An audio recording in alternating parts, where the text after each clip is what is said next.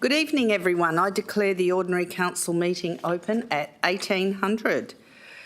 Good evening, councillors, staff, ladies and gentlemen. We wish to acknowledge the traditional custodians of the land we are meeting on, the Whadjuk people.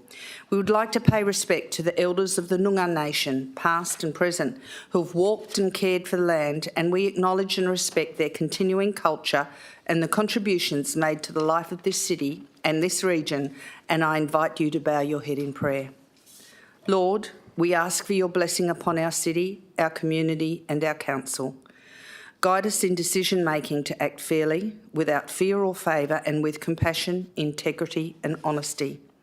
May we show true leadership, be inclusive of all, and guide the City of Wanneroo to a prosperous future that all may share. We ask this in your name. Amen. Amen.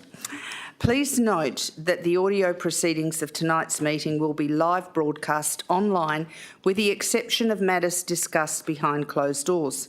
That broadcast will remain available via the City of Wanneroo website following the conclusion of the meeting. Attendances are as per the record. We have apologies, leave of absence from Councillor Berry, and we have an apology from Councillor Vin Ewan and Councillor Jacqueline Huntley.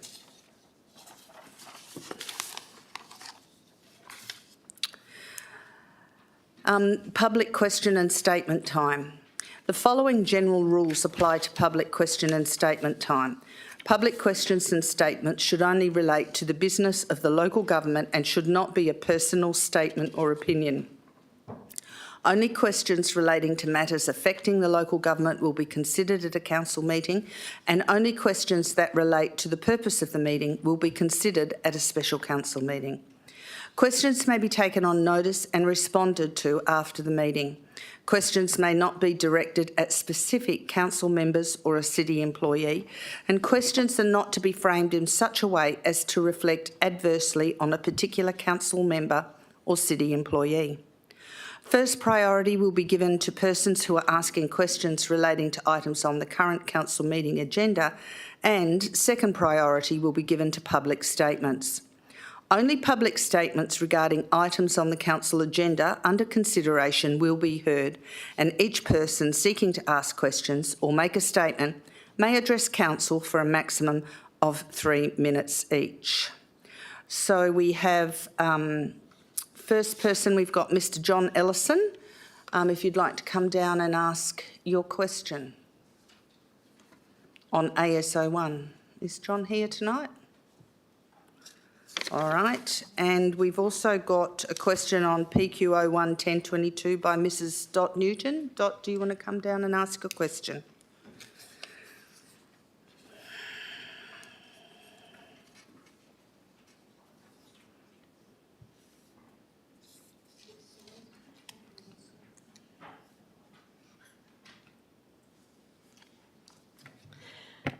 Good evening, Mayor and Councillors. Before I ask my questions, I would like to pass on a compliment that I pick up very regularly for our Parks Department. They would like to thank the Parks people for the everlastings that are around the city. They actually bring a smile to most people's faces in the morning, as they do mine, so please pass those thanks on.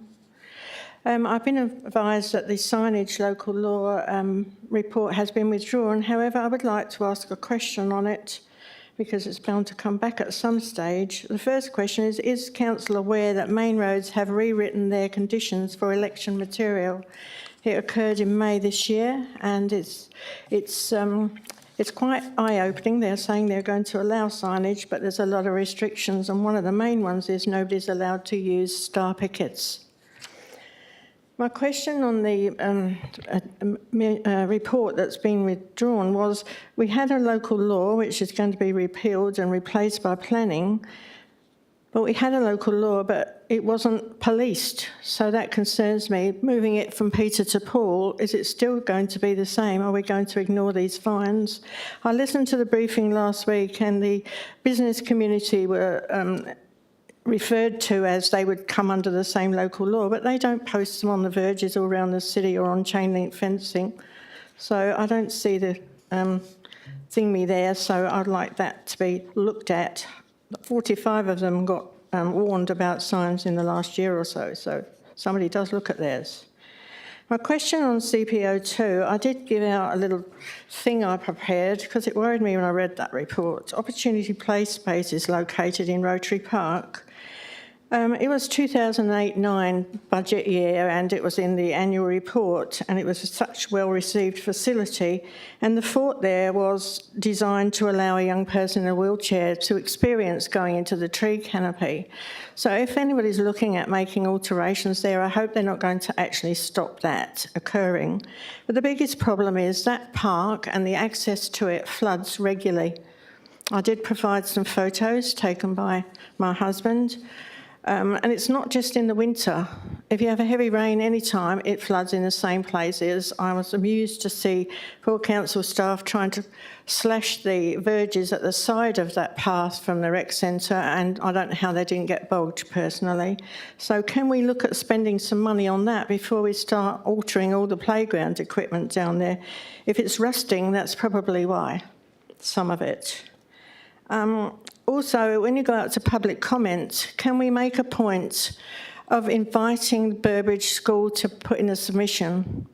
That school was heavily involved in the initial design of that park and gave their thing, and they used to bring their bus there, and they had a key to the Liberty Swing when that was in place. Unfortunately, that was removed, but they made a point of using that park when the other children were in schools.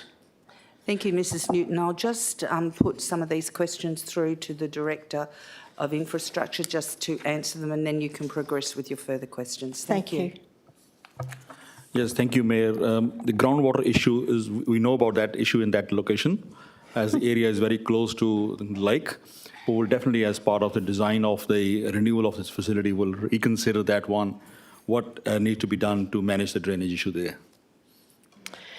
Thank you. There is a drain at the back of the Wanneroo Recreation Centre on the bank between the trees there that always has water in, even in the summer, and it's not coming from the lake. I don't know where it's coming from, but it's not coming from the lake. So maybe start there and work your way around.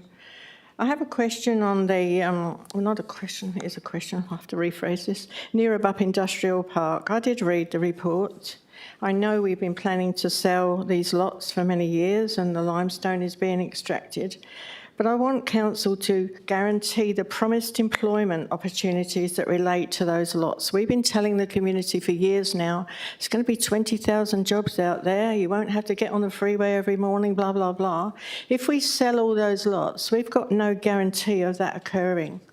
As a city, to retain some of those lots, the larger lots if necessary, so that you can control the businesses that go in there, so that there is a business that's going to employ more than 1 or 2 people, which is what's happened in Wangara. That's half those places have only got most half a dozen employees, apart from the car yards. Thank you, Mrs Newton. Mr Marmion, would you like to address how we're managing this situation? Thank you. Thank you, through you, Mayor Aiken. Yes, lot 9100, it's only 16 hectares of the 132 hectares that the city owns. And the proposal is for 41 lots, so it is quite an intensive development. So I would assume that the employment outcomes will actually be quite good. We are able to also put conditions on the sale of those lots, so I would envisage that in the future when we go to sale that we would put those conditions on so we can determine the types of uses that would enable that employment outcome to be reached.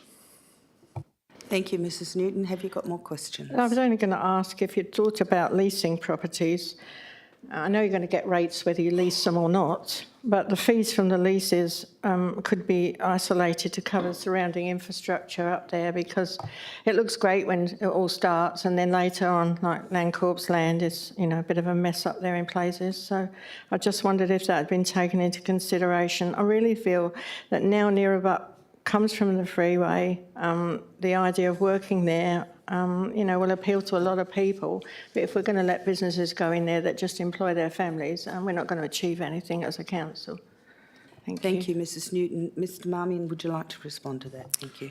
Through you, Mayor Aiken, yes, thank you for the question. The business plan does actually include the opportunity for leasing. However, we're, as part of when we eventually do go out to it might be an expression of interest or to sale or to lease, at that point we'll know what the market actually demand for that is. So we're just a bit concerned that the market demand for lease may not be as high as we probably originally did, but there is still the option in the business plan to lease land on lot 9100. Thank you. I appreciate your response. Thank you, Mrs Newton. I've got Mr Pope on the list to ask questions. Is Mr Pope here? No, we'll move on to item 4, the confirmation of minutes. I might move that on block. The minutes of the ordinary council meeting and the special council meeting. Thank you, Councillor Civic. And who will second it? Thank you, Councillor Rowe. Sorry. Yes, please. And if there's no one against it, we'll move it across. Thank you. Item 5. I'm not choking, no. Item 5, announcements. Oh, will we vote for that, please? Okay, there we go. Everyone like to vote? Sorry. Excuse me, I've got my name down for question. I did ask if Mr Pope was coming. Are you Mr Pope? I didn't see that on the list, but we'll finish this vote and then you can come down and ask a question, okay? Thank you. And how was that? And that's passed unanimously. Thank you. And Mr Burnett, would you like to come down and ask your questions? Thank you. Why was that not on my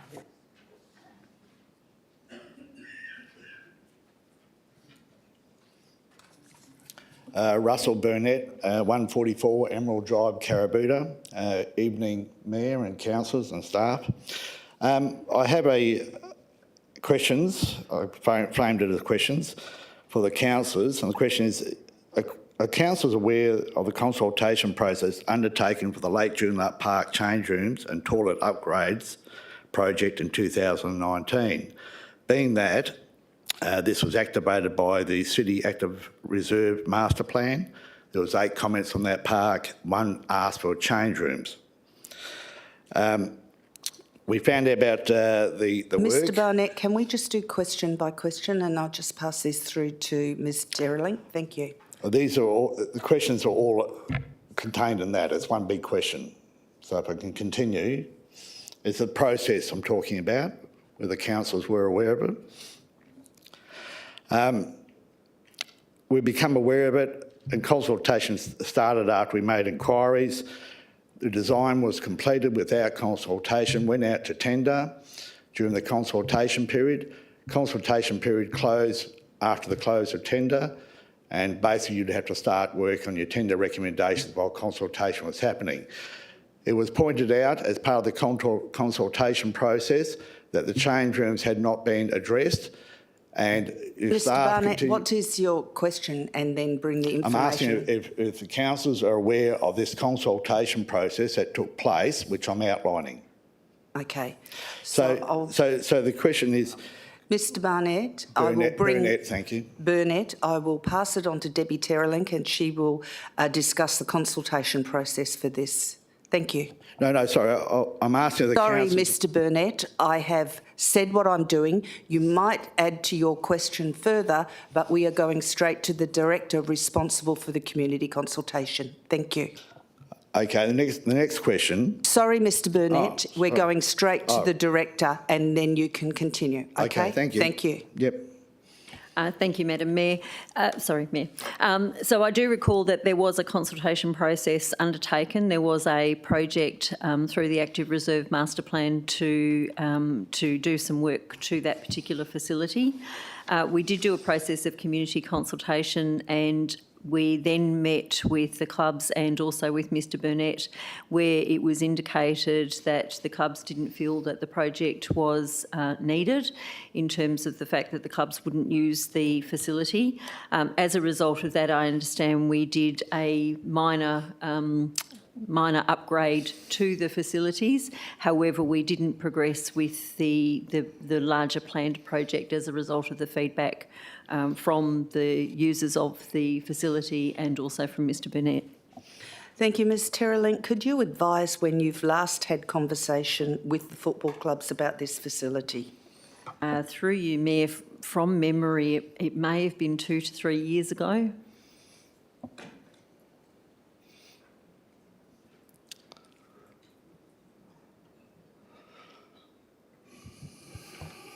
Mayor, can I just ask for some clarification, please? Yep. Mr Burnett's talking about Joondalup toilet block. You were referring to the footy. So what toilet block are we talking about? Mr Burnett, can you clarify what you're talking about? It was a package that council put out with the Lake Joondalup Park change rooms and toilet upgrade.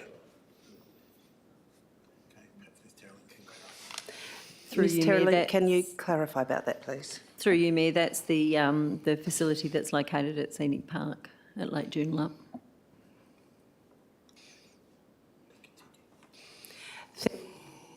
If you could continue now. Okay, don't know if it's to Debbie or to councillors.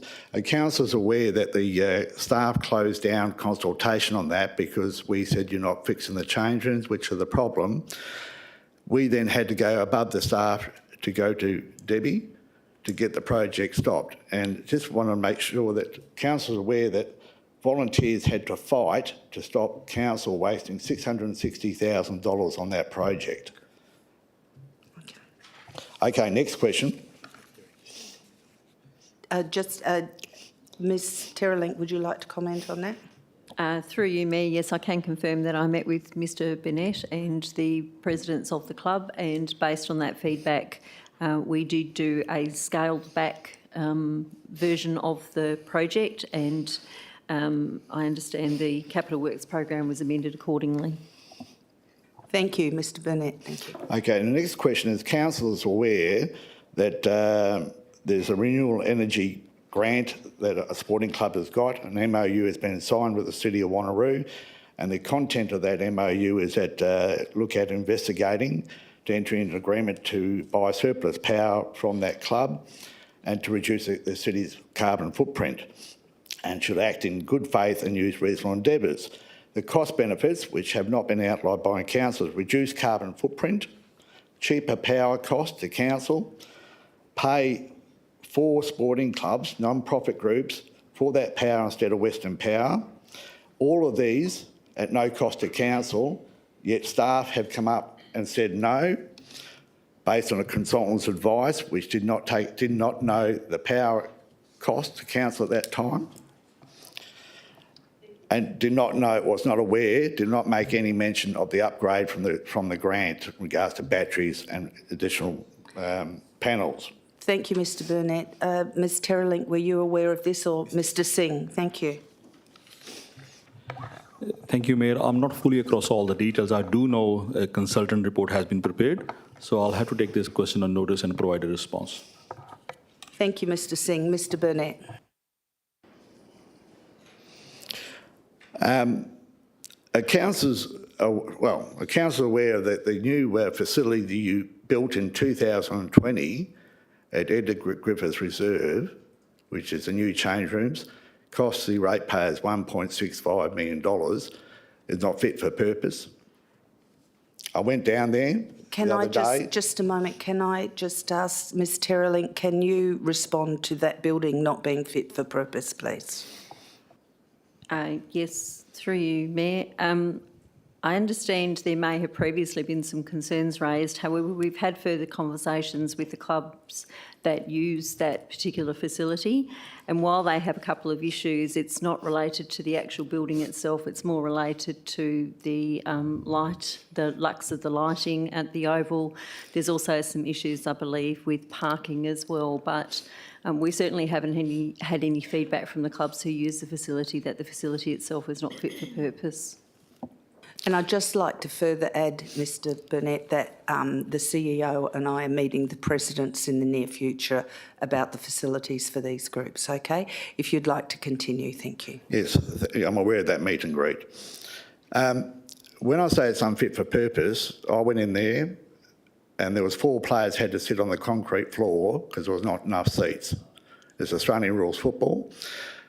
Council should be aware that junior football and women's football have 25 players. So if you can imagine 7 women, some of those being mothers, having to sit on a wet concrete floor because your staff designed a change room facility that's not suitable for its purpose. Ms Terrelink, has the club formally expressed any concerns about lack of seating within the change rooms? Thank you, Madam Mayor. Now, I understand from the staff who have met with the clubs that they haven't expressed that as a concern. As I've indicated, they have expressed a couple of other concerns about Eagle Griffiths Park, but that's not to do with the building, so I'm not aware of those concerns being raised. Thank you, Ms Terrelink. Mr Burnett. Question, has the staff been down there, ever inspected a change room facility or any other facility they built, go in, take notes of how it's used, what's in there, and then use that to prepare a proper template that addresses all the issues? Because even though it may not have been raised, think about it, 7 women have to sit on a wet concrete floor because it's not designed properly. This should be bread and butter. Mr Burnett, we have responded to that. They have not complained about it, but we do community consultation and we do follow through. We consult with the user groups and we do that repeatedly. Ms Terrelink, would you like to make comment? Thank you, Mayor. When we do design these facilities as well, we consider the standards that are provided by the sporting associations, so the state sporting associations, and certainly wherever possible, particularly with new facilities, we ensure that we meet the standards that are required by the state sporting associations. Thank you, Ms Terrelink. Mr Burnett?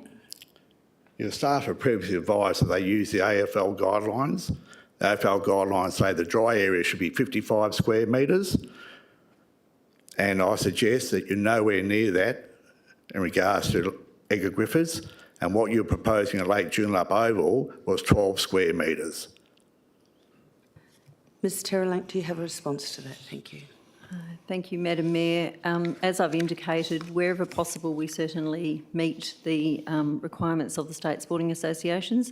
There may be particular occasions, there may be other restrictions in terms of the resources that are available, and also whether it's senior or junior use, or whether, particularly if it's existing facilities, whether there's also the capability of expanding the footprint. So while we certainly make every endeavour to meet the standards that are provided, there could, and on occasion, be restrictions that mean that we don't completely comply with those, but in that we would have that conversation with the user groups at the time if that was the case.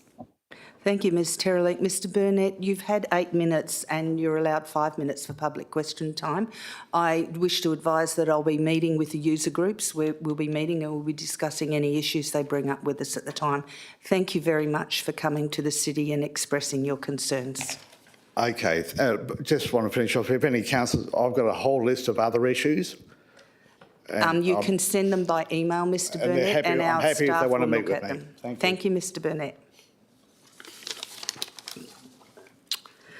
Okay, so we've done confirmation of minutes and we're up to acknowledging the LG Pro National Challenge winning team.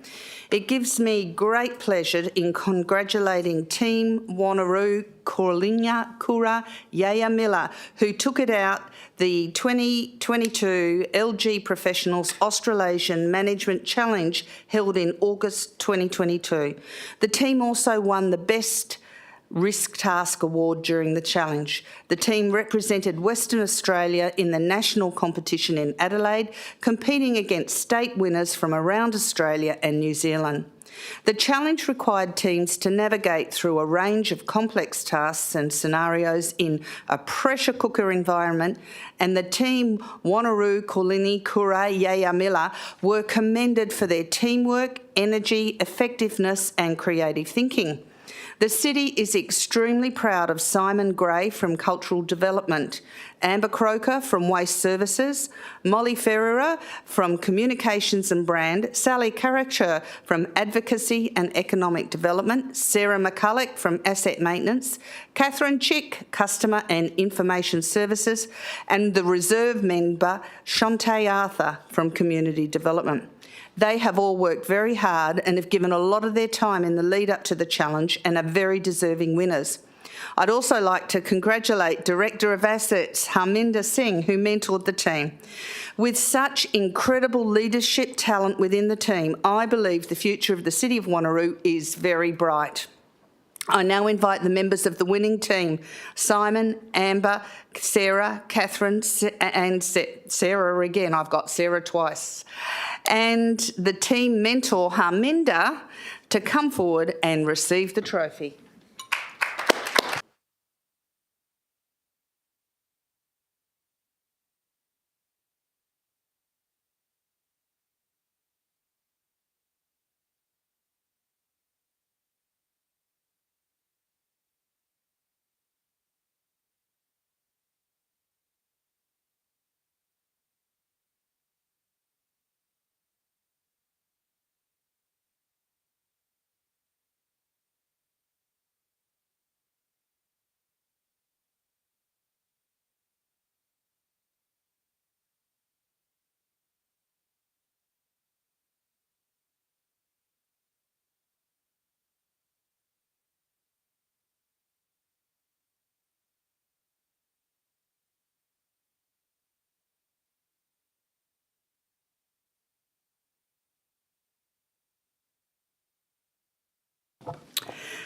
And I have another special commendation. Councillor Sangeli and Director Assets Manager Harminder Singh attended the presentation of the 2022 Western Australian Coastal Awards for Excellence held at Hotel Siebel in Mandurah on the 19th of September this year. These awards recognise outstanding efforts and work undertaken by local governments, community groups, state government agencies, schools, individuals and non-government organisations to enhance, rehabilitate and adapt to threats and pressures to the WA coast. I am pleased to announce that one of the city's projects, Quinns Beach Long-Term Coastal Management, was awarded a special commendation under Coastal Management and Adaptation category. After seeing the calibre of projects nominated for these awards, it's a matter of pride that our project received this acknowledgement at a state level. This is an excellent outcome for the city, demonstrating our commitment to working in collaboration with the community, Department of Transport, our consultants and contractors. Please join me in congratulating all our team members involved in this project, and I now invite the Director of Assets, Mr Singh, to come forward and receive the commendation certificate.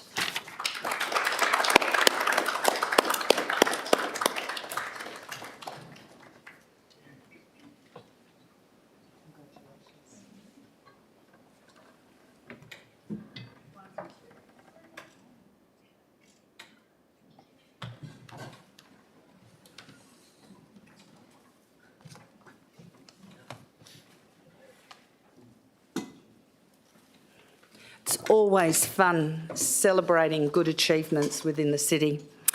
Item 6, questions from council members. Are there any questions from council members? Yes, Councillor.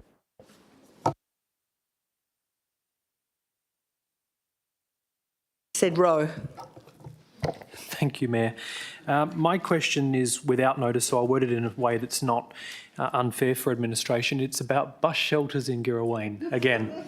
So at the last Ordinary Council meeting, we voted to approve the reinstallation of those bus shelters, and I recall the conversation at the time being that every effort would be to endeavour they were reinstalled by the end of September. As we now approach the middle of October, they're yet to be reinstalled. So would administration please look into whether there is a reason for that, if it's due to contractor delay or alternatively the road resurfacing works that are currently being undertaken on Blackmore? Thank you, Councillor Rowe. Mr Singh, can you respond to that, please? Yeah, thank you, Mayor. I'll get the team to get in touch with PTA to get an update why there is a delay, and I can update council members. Thank you, Mr Singh. Councillor Wright. Thank you, Mayor. I've got 2 questions for tonight. I'll start off with my first one. Who owns the land and building of the Wanneroo Sports and Social Club to ensure this information is publicly available, as there is general confusion for some members and the community, including myself? Thank you. Ms Jennings. Thank you, Mayor. The land that is Crown land, but it's managed by the city under a management order for the purposes of club and club premises. The building is owned by the city, and there's a lease that is involved with who maintains what part of it. So the structural items are the responsibility of the city, the rest is with the lessee. So I think that answers all the questions. So. Thank you. Councillor Wright. Thank you, Mayor. My second question, I'd also like to ask if administration has considered putting together any projects or upgrades, including the parking or lighting for Eagle Griffiths Park, considering tonight's questions that we've been asked. Thank you, Ms Terrelank. Thank you, Mayor. I am aware that Councillor Wright has actually asked that these be considered as part of the 2023-24 budget. We are doing some preliminary work, however, to understand the cost, particularly around the lighting, to see whether there is any possibility of doing the work sooner, but they certainly will be listed for consideration for the 23-24 budget. Thank you, Ms Terrelank. Is that everything? Thank you. Okay, we're on to new petitions received. We've got a petition supporting the installation of the 3x3 basketball hoop and pad in Longford Park Dash, and it's received from Councillor Herridge. Who would like to second it, by the way? Councillor Rowe. Cool, thank you, Mayor. The 58 signatory petition is to support the installation of the 3x3 basketball pad at Longford Park Darch. Just to read what the petition has fully, residents understood the project was already approved from the 2019 consultation, and the letter recently received did not indicate that this was not the case. Had they understood the basketball pad may not have gone ahead, they would have provided more feedback sooner. Thank you. Just take a vote on the petition now. Thank you. Do we have any more petitions? Yeah, and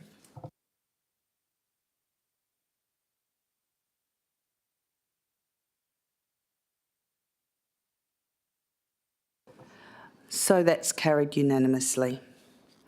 Any declarations of interest by council members, including the nature and extent of interest, are to be made at the commencement of the item to which the interest relates.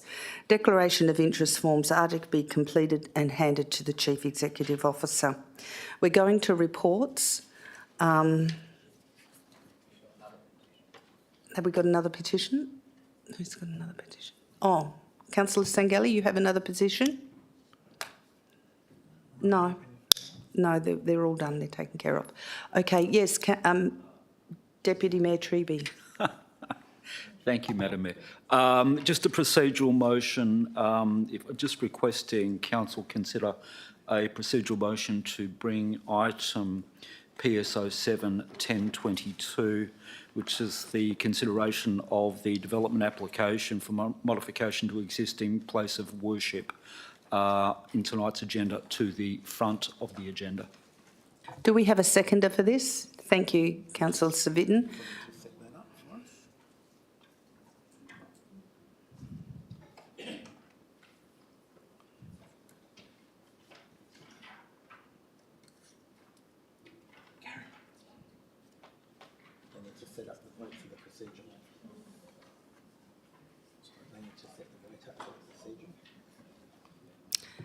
If you can just set the vote up for the procedural motion, guys.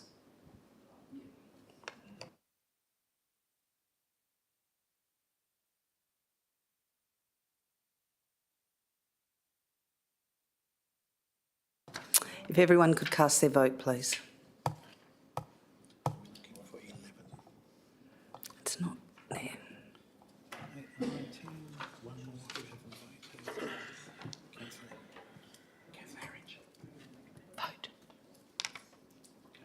And that's passed unanimously. So we'll go to item PSO. That is moved by Councillor Treby and seconded by Councillor Rowe. Would you like to speak to it, Councillor Treby? Mayor Treby, Deputy. At least it's not Mr. Thank you, Madam Mayor. I'm particularly pleased to have the opportunity to move this item, councillors. The temple in its current form has been operating for many, many years, several decades in fact. It is a good neighbour.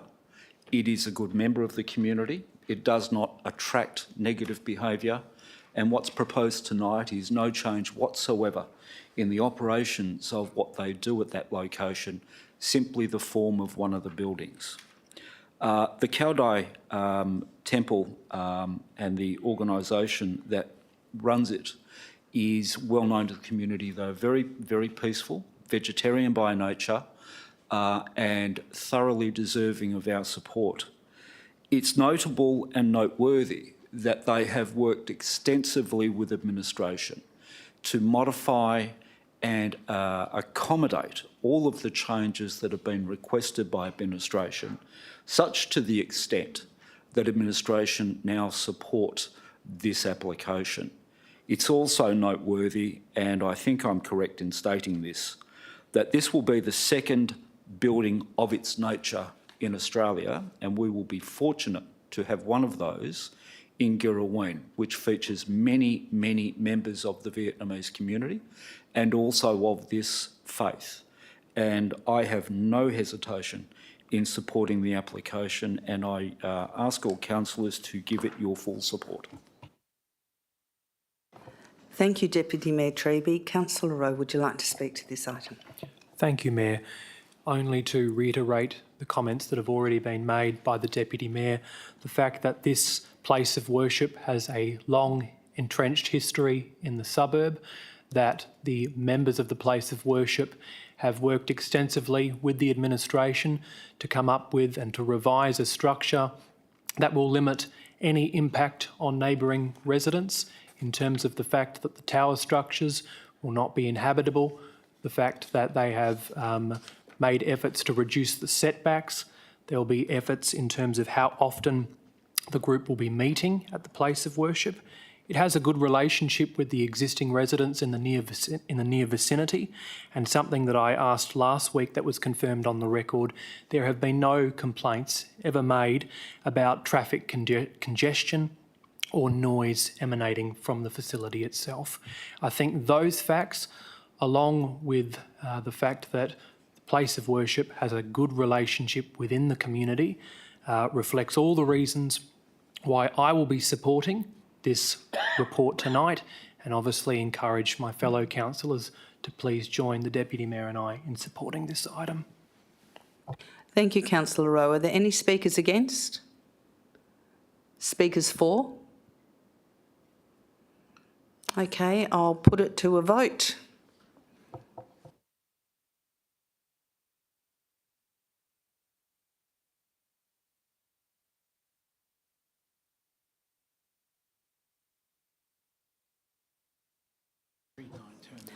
It's carried 9-2. Councillor Herridge and Councillor Wright voted against it. Thank you.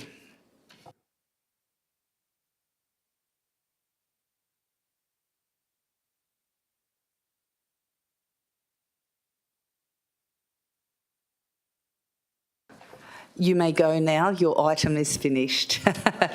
Go home and enjoy a cup of tea or something. Bless you guys.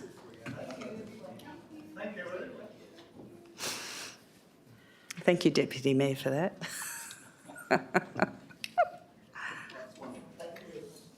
Bye-bye. Okay, we're moving on to item 8, or back to item 8, planning and sustainabilities, and I'm hoping to move PSO 1 to PSO 5 en bloc. You don't want, who wants to speak to any of these items? Yes, Councillor Miles. Well, you said you didn't want to move them en bloc. I thought you wanted to make a comment. Yeah, no, I wish to comment on the urban forest and on the East Wanneroo cells, developer cells. Okay. So we'll move item PSO 1, talking about the urban forest strategy. Who would like to move that? Councillor Wright, Councillor Savitton second it. Councillor Wright, would you like to speak to it? Thank you, Mayor. Urban forest strategy is a fantastic strategy and really showcases what our city is aiming to do over the next, not even the next couple of years, decades to come, and it will affect every ward regardless of where you live in the city. And I think that's a really good thing, and to be able to have that available on the city's website with these really good fact sheets that will be coming for the public to view, they'll be able to identify if they live in a hotspot in the suburb and then be able to take action from that, whether they want to request a verge tree on their property, but also work with the community and work with the local environmental groups to be able to create greener suburbs in the city. So I 100% support and encourage this strategy, and it is good work both of council, administration and the community. Thank you. Thank you, Councillor Wright. Councillor Savitton. Yes, thank you, Mayor. Look, I certainly endorse the recommendation here. It is very important that, especially in times like these where the residential densities are going to increase, we have to look at making sure that we do plant trees in these higher density areas. And when you look at the heat maps of the city going back 20, 30 years ago, when there was a large denuding of the landscape for horticultural and or grazing purposes within the city, especially along the Mindari up to Eglinton areas where the pastoral companies did graze sheep, etc., and cattle. It is very important in the context of things, and one thing I have noticed is that within Yalagonga Regional Park, obviously being a regional park, the amount of tree planting that is actually taking place now is a real credit to the Department of Calm or whoever's actually operating the resurrection of Yalagonga. But if we can have this in line with our urban tree strategy, I think this is going to benefit everyone. And when you look at the inner city areas now, where the large residential blocks, which had really good tree cover, are now being recoded and actually subdivided and developed, we need to maintain that within the city of Perth as well. But for Wanneroo, it is very important for our future to make sure that we stay in tune with the environment. So I'm happy to second this. Thank you. Thank you, Councillor Savitton. Speakers for? Councillor Miles. Yeah, thank you, Mayor. Look, I'm very supportive of the tree canopy that we are agreeing to tonight, and also with the consultation that went out, 42 days of consultation. I read those submitters' comments. Administration have articulated them quite well within the report, so if anybody hasn't read the report, they will get some good information. Obviously, you have to have a target. You have to attempt to get to a target first. I was very keen to understand through administration's work, through our planning department, in establishing where those hot zones are or where those heat zones can be, and how they are going to be tackled, obviously, by our Director of Assets area of planting. 3,000 trees are going to be planted by the city as a minimum, but we know with all the other work being done by developers and other people, that will probably end up being anything up to 6,000 trees per year. Some of the comments I think are quite valid about the species of trees. I did articulate this during the actual briefing before it went out to public comment, to make sure that we don't put trees in suburbs that were never grown there in the first place. So to try and to keep and grow back what was actually in the original vegetation is what I'm in support of. I'm also supportive of the fact that administration will also look at trying to create not just trees, but also put in possibly the bushes and other undergrowth as well, because as we know, give it 10 years, a tree becomes quite tall, and then you lose some of the benefits that some of these trees are doing, especially along our road corridors. Initially, they are being there for noise pollution, visual pollution of some of people's front yards. Once those trees get up to 10 or 15 years old, we need to then obviously come in and backfill those open areas some sort of bush and other things in there. So I'm super supportive of the program. It is a very expensive program over the life of the project. We agreed with that before it went out to public consultation. But I support that cost because I think it's important for us in the long term to create the avenues of trees that will be there even when people start to knock over their existing dwellings, rebuild and the like. And we're seeing some of that, as we just saw in the previous item, that an existing fellowship building is going to be knocked over and rebuilt, but at least any trees on the medium or in the road reserve will actually remain in place, which goes to what Councillor Civic was talking about. Thank you, Mayor. Thank you, Councillor Miles. Any speakers against? Speakers for? Councillor Baker. Thank you, Mayor. I'll be very brief. I support the recommendation. This strategy is just common sense. Heat sinks are very much a concern within the community. You can actually literally feel the heat sinks on many days as you drive through them, or the heat islands, I should say. The need for the strategy becomes even more important, particularly on the coastal strip, given the heavy urbanisation that we're currently seeing. The average block can be in the vicinity of 320 to 330 square metres. It makes it near impossible to plant a tree on that property. Many plants within the properties of that size are actually in pots, of course, and of course they certainly aren't trees. If they are, stunted trees, miniature trees. This particular heavy or high density urbanisation will no doubt continue up the coastal strip into the newer estates within Eglinton, which emphasises the need even more for a strategy of this kind to be proceeded with. We can't expect, unfortunately, due to practical considerations, residents to play an active role in terms of their own properties in these small subdivisional blocks. The other aspect of the matter is that these trees, the best trees, of course, to provide shade are proper shade-bearing trees. Sure, there's a higher cost in maintaining them, particularly on council verges, because often the branches will extend, of course, above the road surface proper, which raises the issue of concerns about trucks and buses and what have you, clipping them or damaging them. But of course, we don't have the same problems that the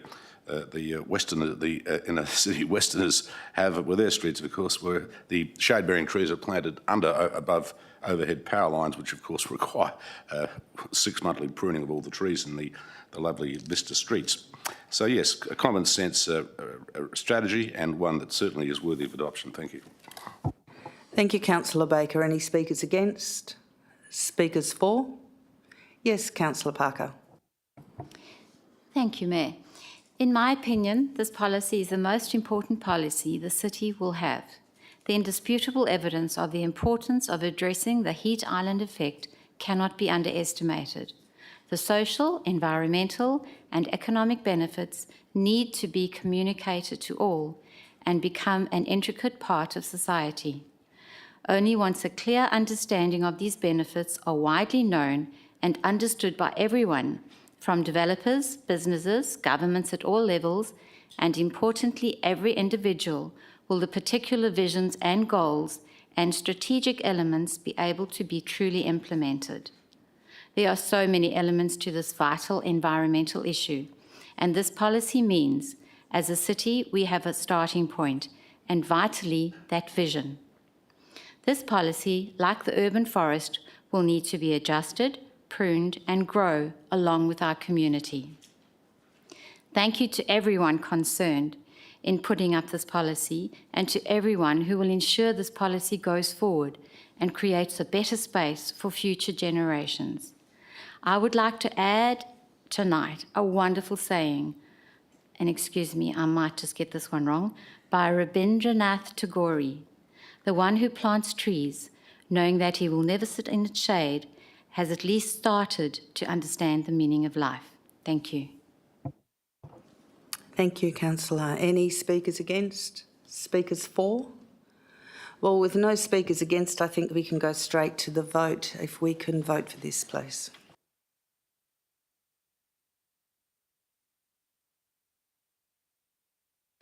And that was unanimously passed.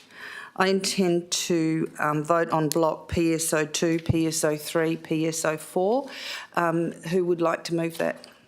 Sorry, Madam Mayor, I did raise my hand earlier when Councillor Miles said that he would like to ask a couple of questions as well. I wanted to ask a question, subject to your consent, of course, about PSO2, the Alkimos-Eglinton Development Contribution Plan, if I may, please. Councillor Baker, questions are fine. Can we just have a mover and seconder and then we'll go to the questions? I'll move. Thank you. Yeah, okay. And who would like to second? Thank you. Councillor Baker, if you'd like to speak to it and Yes. ask questions. Yeah, certainly. Obviously, I endorse the recommendation, of course. I've moved it, but once again, as elected members may recall, on Tuesday night last week at the briefing session, I asked a couple of very pointed questions. The first was in relation to the two marinas which appear in the master plan scheme plan, two marinas on the coast of Eglinton. Those marinas are depicted on in the diagram on page 80 of the agenda. They're duplicated elsewhere. That's the first question. I had actually raised this with Emile privately just before tonight's meeting, and I would like to confirm, or have confirmed, whether or not there is a developer who has advocated these marinas, because they're on this plan, of course, and if so, who is the developer and what are the developer's intentions? Just that question. And the other one, once again, is why is it that the plans for the Alkimos-Eglinton Development Contribution Plan report, the actual plans proper, the maps, so to speak, name the suburbs of Eglinton correctly and Alkimos, yet name other suburbs which aren't suburbs in the estates, namely Shorehaven and Spears. So that was another question I asked on Tuesday night, which has not been answered. Okay, Councillor Baker, it's about the developer contribution plan, but I will, where's Emile? Mr Van Hayden, if you could respond to that, please. Thank you, Mayor. Through you, Mayor. In relation to the first question, the marinas are shown in the local structure plan for that area, as well as the district structure plan for that area. So because that's reflected in the approved structure plans, that's why we are showing those. We did approach the developer as part of the preparation of our coastal management plan, and they confirmed that they are intending still to develop that within the next 10 years. So we made a decision to show that, and I also just want to reiterate that the state government is reviewing the district structure plans at the moment. So again, that will be looked at as part of that process. In terms of the map showing the landowners, that is page 89. The intent of that map is to show the developers that form part of the DCP. So the intent of that is not to show the actual suburbs, but to show the landowners. Thank you, Mr Van Halen. Do you want to speak any more to this item or not, Councillor Baker? I'll be very brief. It's a very good plan. There's a lot of forward planning, of course, in these sorts of schemes, of course, as we appreciate. And, this is the future, and who knows where we're going to be in 20 years' time, a possible marina or marinas in 10 years, 15 years. The place is going ahead, leaps and bounds. Thanks. Thank you, Councillor Baker. Deputy Mayor Treby, would you like to speak to this item? Thank you, Madam Mayor, and I'm particularly pleased with the reports, and can I say I asked all of my questions in Council Forum when it came before us at Council Forum. Thank you. Thank you, Deputy Mayor. Any speakers against? Speakers for? Councillor Miles. Thank you, Mayor. Are we speaking for each particular item or them as a whole? Them as a whole. So I'll start off with the Alkimos-Eglinton one.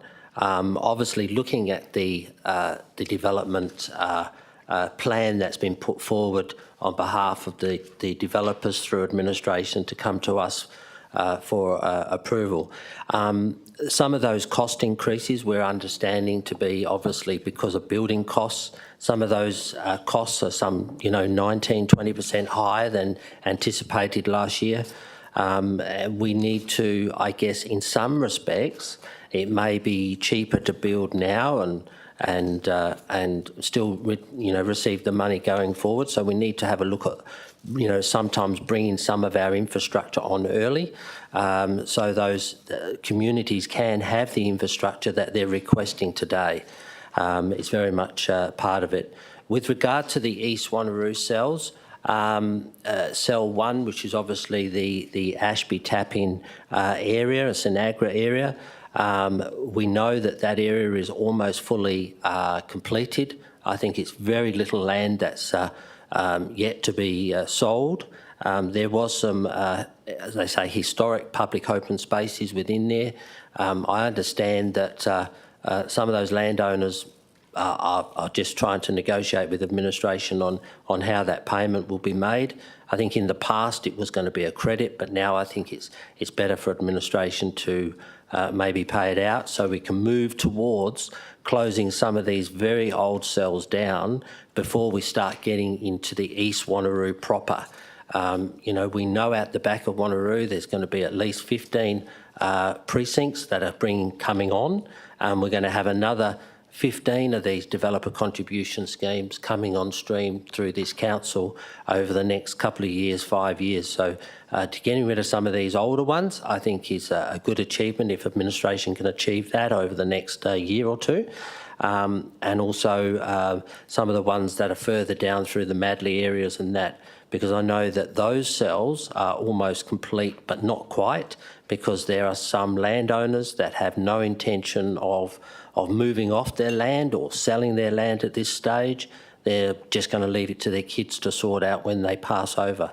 But with that, I do agree with administration's recommendations and support the items. Thank you. Thank you, Councillor Myers. Speaker against? Speakers for? Councillor Civic. Yes, thank you, Mayor. I'll briefly speak on PSO2, just to highlight the fact that these are going to be moving all the time. What we're doing is actually planning for the present and making sure that we're covering the developer contributions to make sure that they're in sync with where we are now. But these will be continually moving as we go on and as further subdivisions occur. So I'm happy with what administration is doing on these. With regards to PSO4, and that's the East Wanneroo cells, we're nearly getting to the end of those, but with the remaining ones, we'll need to look at those and maybe come to, hopefully, tidy the cells up, move them on, and with whatever is remaining, come into special arrangements at some time in the future. But I'm happy with all the items, and I think administration is doing a very good and creditable job to make sure that they're in tune with the current circumstances. So thank you. Yep. Thank you, Councillor Civic. Any speakers against? Speakers for? With no more speakers to the item, I'll just put it to the vote. Thank you.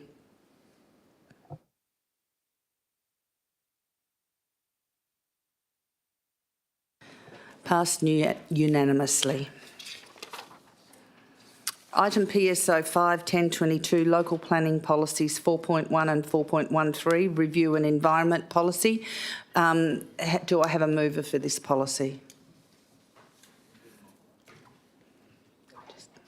I only did the PSO 4, I didn't do PSO 5. So if you would like to move PSO 5, that'd be good. Yep, I can move that. Thank you. Who would like to second it? Thank you. Would you like to speak to it, Councillor? No, thank you, Madam Mayor. Would you like to speak to it? Anyone against? Anyone for? I'll move it to a vote. Thank you.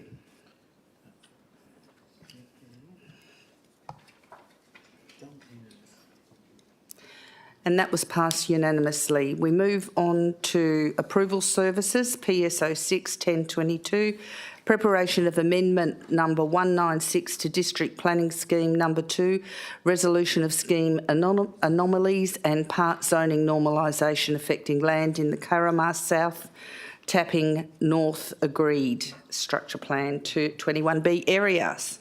Moved Councillor Miles. Who wants to second it?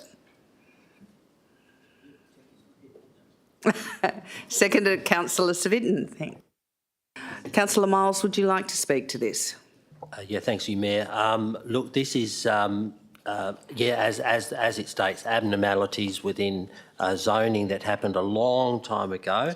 I do want to thank administration. I had talks with administration since the briefing session just to discuss how some of those people may have or could be affected. Administration are working with those residents and landowners, I should say, just to make sure that there's no unintended consequences of this resolution and this amendment. Apart from that, it's going out for public comment. Anybody will be able to give in some public consultation during that's any submissions. One of the things that Councillor Huntley and myself were keen, and I know Councillor Civic was, is to maybe look at modernising the corner store use. Because I think as part of our livable neighbourhoods, our walkable neighbourhoods, and creating that village atmosphere, I think we need to try and encourage that if somebody wants to do a corner store of some form, that we encourage that in every possible way through our economic development. Thank you, Mayor. Thank you, Councillor Myers. Councillor Civic, would you like to speak to this? Just briefly, Mayor, thank you. It's a good report done by Administration Planning. It really is a tidying up of the existing zones and certainly trying to work with the people that have some discrepancies in their current zone. So I don't really have much more to add to Councillor Miles other than to say that I support the item. Thank you. Thank you, Councillor Civic. Are there any speakers against? Any speakers for? I'll put it to the vote. Thank you. And that's passed unanimously. The next item on the agenda is PSO 8-1022, which is the proposed repeal of the city's Extractive Industries Local Law 1998. Do I have a mover for this item? Thank you, Councillor Baker. Do I have a seconder? Thank you, Councillor Miles. Councillor Baker, would you like to speak to this? Yes, thanks, Mayor. The rationale, of course, for the repeal is set out in the report associated with this agenda item. The gist of it is, look, we don't need these local laws because there are other bodies of law that can be used in appropriate circumstances to achieve the same outcome. The same applies, of course, in relation to the Science Local Law, which has been deferred, of course, and also the Private Property Repeal Local Law. But, of course, the one question that I've been asked is, however, even though the laws, I think all the laws will be repealed within 14 days of the repeal being gazetted, what happens to any pre-existing factual scenarios that, for example, occur today? How will they be prosecuted, given that whilst they may constitute a breach of the local laws that we are now repealing, they may not be smack bang, so to speak, in breach of another provision in another body of law, which may not cover the factual scenario. Thank you, Councillor Baker. I'll just put that to Mr Berkeley-Hill. Thank you. Thank you, Mayor. Yeah, there was a full review done of the Extractive Industries Local Law and compared against existing other laws that would cover it, and the matter was considered also by the team as well. So they're confident that there's no further need to have that law. Supplementary, please, ma'am. Yes, Councillor Baker. So to put it another way, so we may not be aware of certain factual scenarios here tonight, of course, in terms of behaviour or conduct or what have you. The management of property may give rise to a breach of the current local laws regarding private property. But what you're saying is, I gather that the other laws, the other bodies of law, state or local, primarily state, they will cover every hypothetical factual scenario that could have arisen, that could otherwise have been prosecuted under all the various local laws that we are going to repeal, please. Thank you. Mr Berkeley-Hill. Yeah, through you, Mayor. I'm not sure that the city could ever foresee every single possible thing that could arise. I think a sensible sort of view of what the existing local law was compared to other schemes and other regulatory instruments was considered. But I don't think the city could ever put its hand on its heart and say it's covered every potential hypothetical that could ever exist. Thank you. Councillor Baker, do you want to speak any further to this item? No, thank you, Madam Mayor. Okay. Councillor Miles, would you like to speak to this item? Yeah, thank you. Thank you, Mayor. Look, I'm in support of repealing any of these sort of local laws, but Councillor Baker did sort of prop my ears up with one of the questions. I think we actually have quite a few limestone quarries, sand quarries, and that possibly were approved under this extractive industry local law. I'm assuming, for the benefit of those that may want to listen, that those laws are still active while that, because it is a condition of them extracting sand, soil, or whatever it is, this law would only not be in place for any new applications. Is that my understanding, Mr Berkeley-Hill? Mr Berkeley-Hill.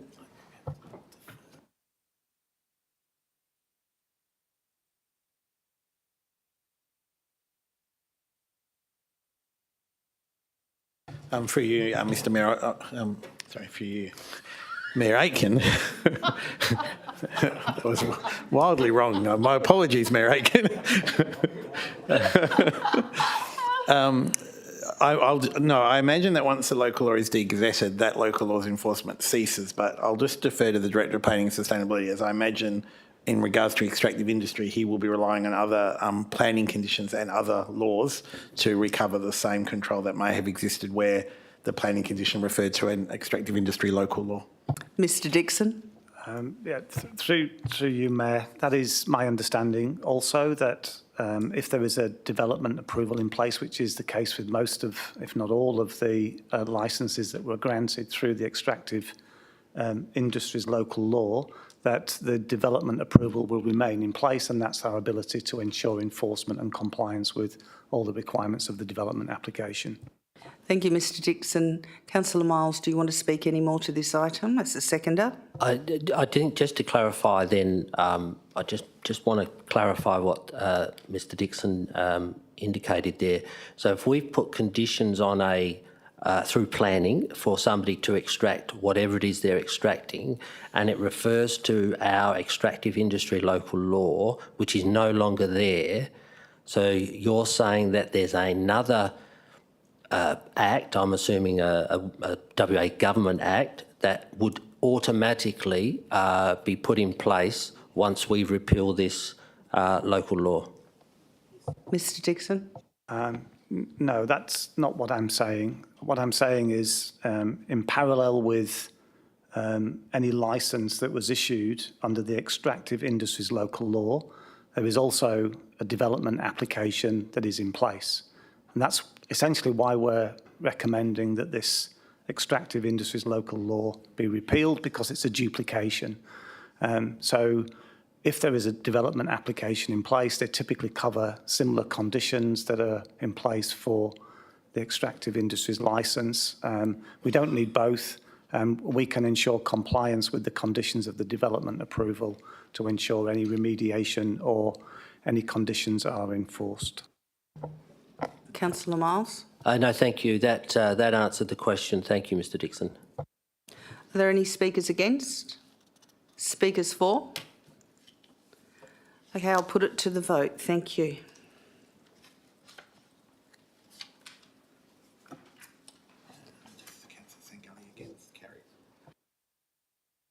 This was carried. Councillor Sangalli voted against. Thank you. We move to item PS 1022, proposed private property repeal of local law 2022. Do I have a mover for this item? I'll move Councillor Rowe, seconded Councillor Miles. Councillor Rowe, would you like to speak to it? Thank you, Mayor. Happy to move this item and satisfied that the matters that are addressed under the private property local law will be subsequently addressed by other frameworks that are there. In moving this item, I do think it's worth crediting Matthew Piggott's team. I know a number of my CRMs are about properties that are either in disrepair, a dilapidated state, or something that requires the investigation of the environmental health officers. Those are also CRMs that require multiple follow-ups and a high level of attention, and I know the responses that have always come back to me personally have been detailed, patient, and Matthew's always had the time to explain the various reasons why things take time. So I just wanted to personally credit him on this particular item tonight. Thank you, Councillor Rowe. Councillor Miles, would you like to speak to this item? Yeah, thank you, Mayor. Look, totally in support, as I said previously, in removing red tape, removing unnecessary local laws. This is obviously then is good that we're then supporting our administration, because there's less that they have to impose through our local laws. Yes, they have to police state laws that are falling under their particular portfolios, but it means that we don't have to then maintain our own local law in this area, just like the previous one. So totally in support. Thank you, Mayor. Thank you, Councillor Miles. Speakers for? Councillor Baker. Thanks, Madam Mayor. The other point too, which is interesting, is that the existing local law, which is of course still in force today, has been substantially amended over the years, particularly in 2016 on 28 July. Basically, it's been gutted anyway, and what's left in the Act, in the local laws is covered, well, easily covered by other areas of the law anyway. So, once again, common sense, clean out the dead red tape, so to speak, and obviously the less red tape the better, but this is basically dormant, inactive, essentially useless red tape. The less red tape the better for small business. Thanks. Thank you, Councillor Baker. Speakers against? Speakers for? If I've no one else speaking to this item, I'll put it to the vote. Could you please vote, councillors? That was passed unanimously. So item ASO 1-1022, petition 01-822, request for traffic management scheme on Beachside Parade, Yanship between Zamia Rise and Templetonia Boulevard. Do I have a mover? Thank you, Councillor Baker. You move for this item? Yes, I think Councillor And a seconder? is... Thank you, Councillor Coetzee. Councillor Baker, would you like to speak to this item? Yes, thanks very much, Madam Mayor. I was a bit disappointed that the number of vehicles, or the usage of vehicles, the number of vehicles and the speed of vehicles didn't seem to truly reflect what the community believe is the true stats, so to speak, but I assume that machines don't lie, of course. Well, they don't make mistakes, we're told, although you could say like hell they don't. But in any event, I see that admin is being requested to make further traffic counts on the completion, it says, on the completion of Marmion Avenue, on completion of the extension of Marmion Avenue and the opening of the train station, the Yanship train station. I can understand the train station being a catalyst for a further traffic movement study, but the extension of Marmion Avenue, is that referring to the extension to the train station only, or the extension further north beyond the train station? Councillor Baker, I'll just put that through to Mr Singh and ask if he has a response for it. Thank you, Mr Singh. Yeah, thank you, Mayor. The extension actually is going to another road which is going to run east-west, which will connect Two Rocks Road with the train station. Yeah. So there are a couple of roads which mentioned in this report. One is north-south link, which is Marmion. There's going to be east-west link. Once those roads are built, the report mentions that traffic patterns will readjust after that. Supplementary? Thank you, Mr Singh. Yes, Councillor Baker. Well, that paragraph 2 in the recommendation, once again, basically says that admin will have another look at it and do further traffic counts upon the opening of the Yanship rail station and also upon the extension of Marmion Avenue. I think it's fair to say that it's likely that the opening of the Yanship rail station will occur first. What is the likely date for the extension as noted in the recommendation? What is the likely completion date? Is it 2024, 25? Thanks. Mr Singh, would you like to respond to that? Through you, Mayor, I may have to defer that to Mr Dixon. I think he's more close to the information about the opening of Yanship train station. Thank you, Mr Dixon. Madam Mayor, 2023, I'm not sure of an exact date, within 2023, I think towards the end of 2023, but I will confirm for Council. Thank you, Mr Dixon. The CEO would like to speak to Through this. the Mayor, my understanding, I think it's April 2024 is the planned moving of the rail cuts on the track. Thank you. Do you want to speak to this item any further, Councillor Baker? No, thanks, Madam Mayor. Councillor Coetzee, would you like to speak to this item? I've been on holiday too long. Pressed the wrong button. I am also not so happy about the outcome of this report. I do, however, hope that the people that goes above 80 kilometres per hour on that road do listen somehow to this meeting we are having tonight and do go a little bit slower there. And I do also hope, and I think I've spoken to Mr. Aminder Singh about this, also the construction vehicles rather to take Templetonia Boulevard to the train station and to the Marmion upgrade as well. And let's hope in the next 2 years things will change there. Thank you. Thank you, Councillor Coetzee. Are there any speakers against? Any speakers for? If there are no more speakers, I'll put this to the vote. Thank you, councillors. It's been passed unanimously. Move on to item ASO2 1022, tender number 2206 for the Clarkson Youth Centre building upgrades. Please be advised that we have a confidential attachment, and should there be any discussion required for the confidential attachment, then the doors must be closed and members of the public exit the chambers. Do I have a mover for this item? Councillor Miles. Seconder, Councillor Civic. Thank you. Councillor Miles, would you like to speak to this? Yeah, thank you, Mayor. Just briefly, I was happy to see that the tender came in at the budgeted outcome, which is really good because we have struggled to have some of our tenders come in on our budget outcomes, on our budget frameworks. I know the youth centre's been around for a long time up there, and it is much need of these upgrades, and I look forward to seeing it start. Thank you, Councillor Miles. Councillor Civic, would you like to speak to this item? Just briefly, Mayor, yeah, look, accepting the recommendation, I think AE Hoskins are a pretty good builder, and I look forward to it. It's within the budget, as Councillor Miles has said, and also we've got $500,000 from Lotteries West in terms of budgeting for this particular item, so happy to endorse, second it. Thank you. Thank you, Councillor Civic. Are there any speakers against? Speakers for? With no speakers for, I'll move this. Would their fellow councillors like to vote, please? And that was an absolute majority. Everyone supported that item. I go to Assets and Maintenance, item AS03 1022, tender 22078, Mindari Breakwater Management Works. Who would like to move this item, please?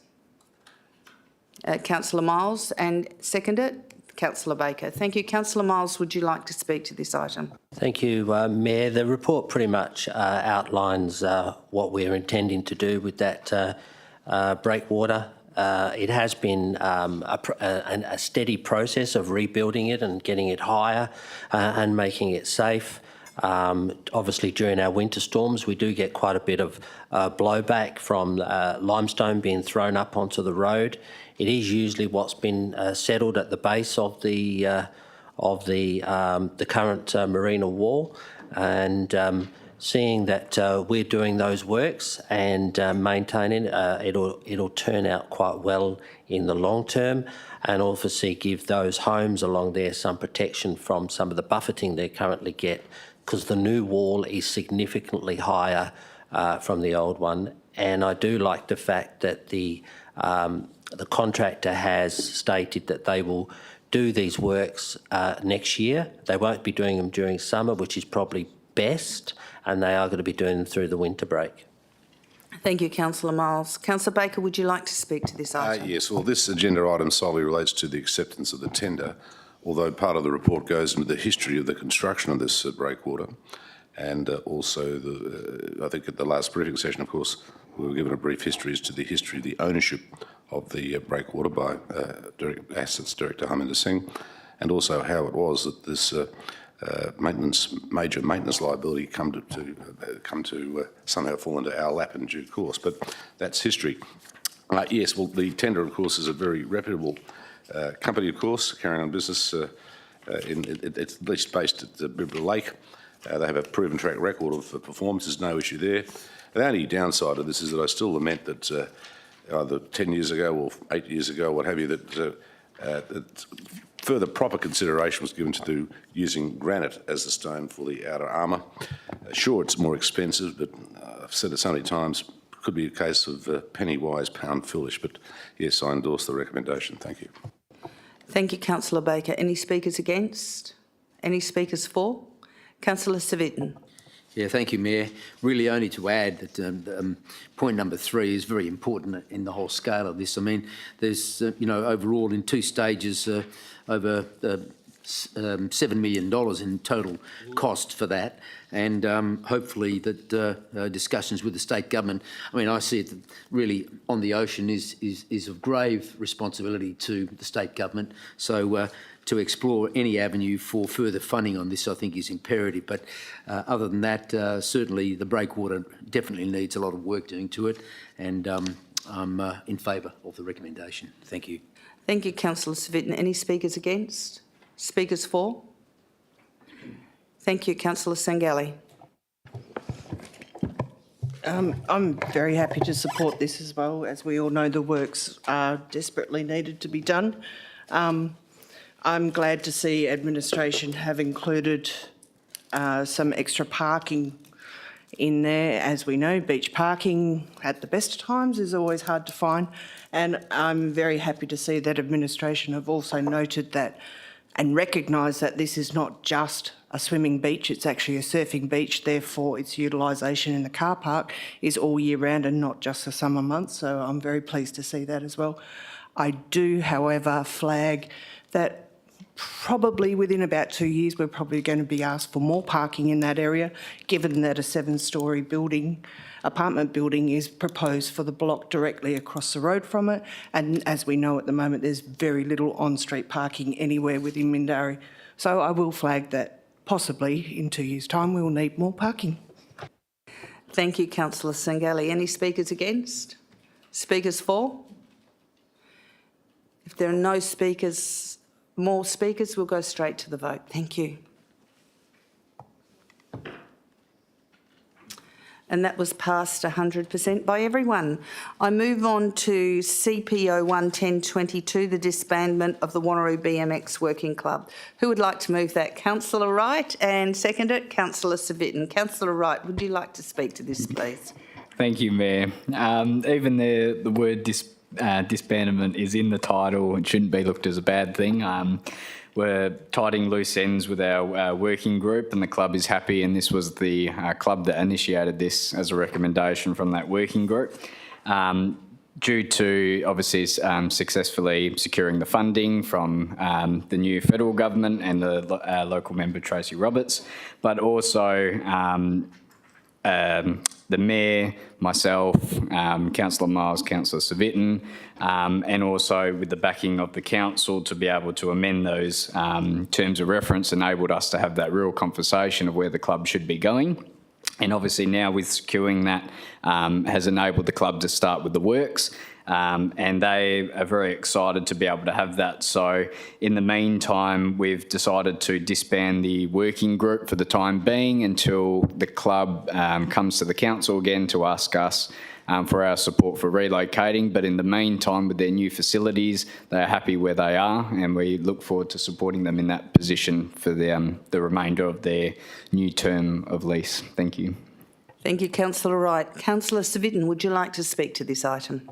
Thank you, Mayor. Yes, look, in agreement with the disbandment of the BMX club at this point in time, remembering that their lease comes up in 2024 with two 5-year options, and 10 years will go by very, very quickly. But the secured funding will help to establish them in terms of being able to continue their operations for at least 10 years. But I wouldn't want the BMX club to rest on their laurels, as I wouldn't want council also to do so, because I think a new home for them in the future would be of paramount importance. But for the time being, I think we just need to let them relax and enjoy their facilities and allow the club to grow and use the funding that they have to better improve the site. So I'm happy with the recommendation, but I think we need to look at this maybe sooner than later to ensure that they have a direction and their club can continue in the future.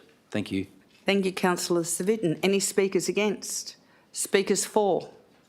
Thank you, Councillor Coetzee. Thank you, Jordan. Right? Me too.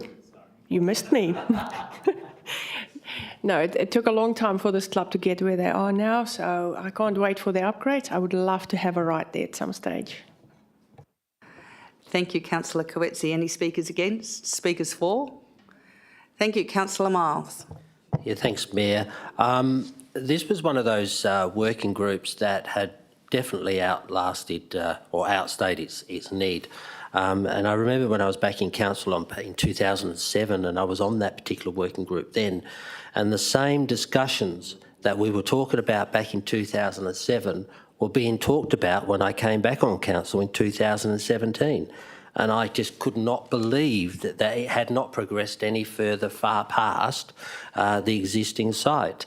The lease, with the terms of reference changing, Councillor Wright is correct. That gave the council the ability to be able to give them that long-term standing lease.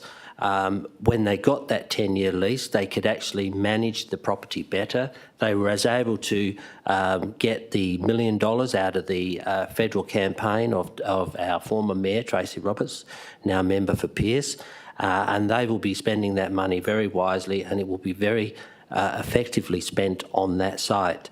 And whilst this is a freehold site that the city owns, it's not going anywhere. If at any time in the future, past that 10 years or 15 years, whatever it may be, and they move or relocate, the city is still going to be the owner of the land. So we're not losing anything. It'll just be worth a lot more money in 10 or 15 years' time.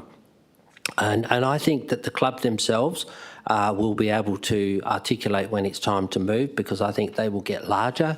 They are already a very, very secure club. They have people that have gone on to the Olympics and won Olympic medals from that site, and we have supported them throughout that time. So disbanding the working group just means that the group will be able to work more effectively with administration, as opposed to coming through a group that has councillors sitting on it and can sometimes be a little bit jargony, and sometimes can be a little bit more slower pace at delivery. So I think there is a good idea to disband. I don't like the word. I think Councillor Wright's there is correct, but I also look forward to the fact that we will be building a new BMX facility up in Alkimos. Thank you, Mayor.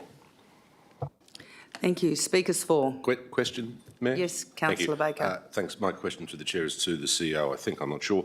Of course, reference has been made to the fact that our federal member for Pearce committed a substantial sum towards the improvement of this BMX track. Just for the record, I appreciate, of course, obviously the land's owned by the city. That commitment, was that given by the federal government to the City of Wanneroo or to the BMX club itself, or the club itself to utilise, expend, etc., etc.? Thank you, Councillor Baker. Mr Sims. I might have to ask the Director of Committee in place, because I don't think we've seen the funding agreement, so I suspect it's not being provided to the City of Wanneroo. But I'll just check with Mrs Terrelink whether the funding is being provided directly to the club. Thank you, Mr Sims. Ms Terrelink. Yes, thank you, Madam Mayor. Certainly we haven't been in any discussions with the federal government about a funding agreement. I think, though, it's possible that there may be more movement on funding agreements once the federal government has another look at its budget. But our understanding is certainly that the money will be going directly to the club. Thank you, Ms Terrelink. Any speakers against? Speakers for? I'd like to speak for this. The club, the BMX club themselves, have shown strong leadership. They've shown strong advocacy to build what they're building there, and they're building a really fantastic community facility where they have Olympians coming through. It is an Olympic sport, and it's really great to have this here, and I'm really happy to have it. And as we don't need the working group anymore, that's okay, because we have a strong leadership in a secure club to lead this sport further. Thank you. And if there are any speakers for? Okay, I'll move it to the vote. Thank you.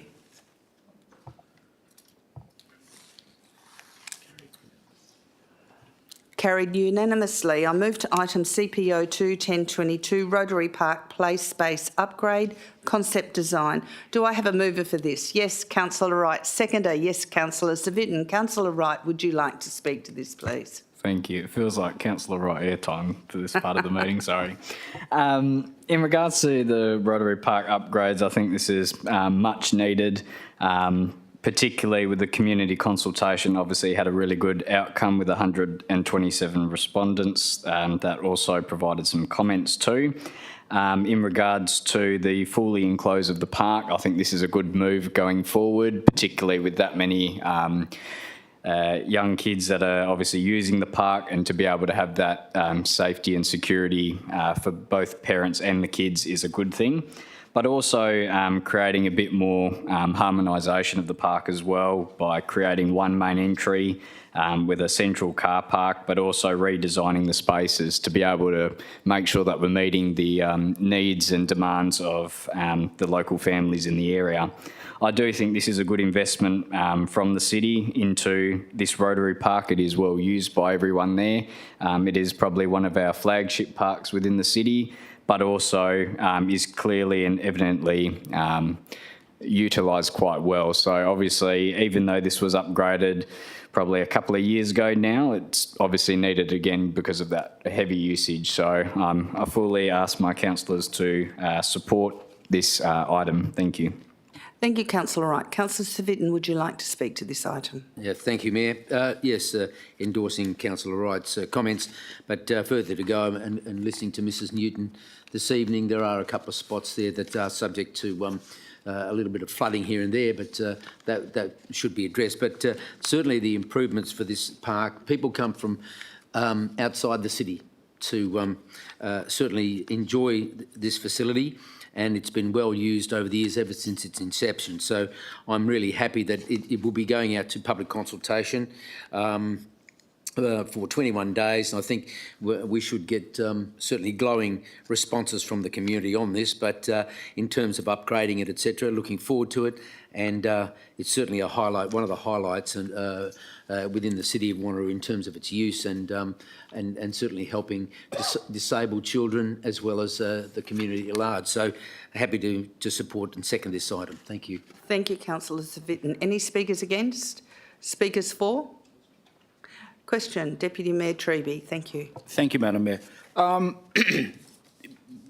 By way of preface to the question, this park, when it was first conceived and opened, was called Opportunity Play Space. It was specifically set up for all abilities and for all children.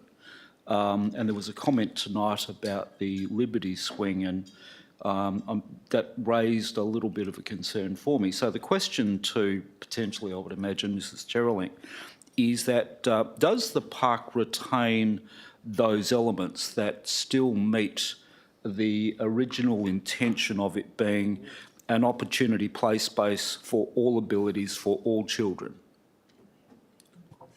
Ms Terrelling, would you like to respond to that? Though I have swung on one of the swings, which is one of the special ones with my granddaughter, so I think they still have it there. But Ms Terrelling, would you like to respond?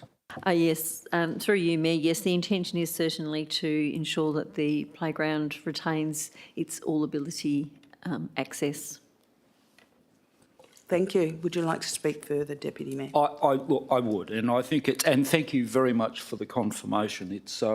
It's important because the history is actually quite interesting. The Opportunity Play Space, when it was first conceived, in fact was a catalyst for a number of other playgrounds to be constructed across the Perth and Peel regions to provide those services for all children. And that's a unique piece of history that really does sit with Wanneroo, and it was, I must admit, a tad on the expensive side when it was first conceived and constructed. And it's outstanding to see that continued investment will happen to ensure that one of the, and still is, one of the most popular play spaces for families right throughout the year at a very unique location will continue. Very supportive. Thank you, Deputy Mayor. Any speakers against? Speakers for?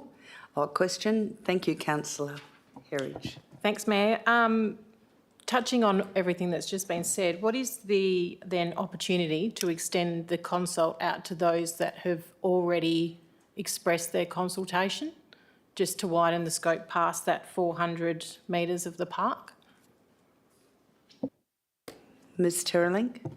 Through you, Mayor, the intention would be that it would be on our Your Say webpage, so in actual fact others can respond to the consultation, and I would expect that while it's part of our community engagement policy that we do the letter drop, we also do other consultation or do other promote the consultation in other ways so that other people in the community can also respond. So we would be promoting it on our social media pages, and it would also be on our web page so that anyone can actually respond to the consultation. Thanks, Ms Terrelink. Would you like to speak to the item, Councillor Herridge? Anyone else like to speak against? Anyone against? For? Councillor Sangali. I do support this, but I also do have a question just in regards to the consultation. Noting that we do have a kindy close by there, I'm just wondering, are they within the zone for the letter drop? So are those parents aware of what's going on? And secondary to that, there's a primary school quite close by which I doubt would be within the letter drop zone, but do we let the local schools know about the opportunity to actually have some feedback in this, or promoting it through their school newsletters as well, so we get that wider feedback from the younger age group that are using it? Thank you, Councillor Sangali. Ms Terrelink. Yes, through you, Madam Mayor, yes, we can certainly ensure that the local schools in that area are informed of the consultation and have the opportunity to respond. Thank you. Any speakers against? Speakers for? Do you want the right of reply now and close debate, Councillor Wright? I actually had a question, if I may. It was just you may ask a question. Based on Councillor Herridge and Councillor Sangali's comments. Is it possible to also get on-site signage? Because I don't think that is in our current community consultation sort of staff. It is, in terms of a QR code or something for residents to do. Ms Terrelink. Yes, through you, Madam Mayor, yes, where the consultation lends itself to having signage on site, we certainly do that now. Thank you. Any speakers against? Speakers for?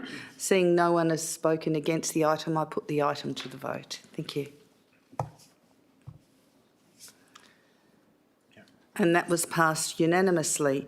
I move to item CP03 1022, Horse Exercise Provisions, Lot 124, Timely Hostess Muse, Marigina. Who would like to move it? Councillor Miles, you can move it, and Councillor Baker can second it. Thank you. Councillor Miles, would you like to speak to this item? Yeah, thank you, Mayor. This is an area that's been I've been asked about for a couple of years from some of the residents up there. It was a site that the horse owners have been using, because most of the bridle trails sort of end up at this site. And it came about purely because they would like to have had some horse water trough there in place.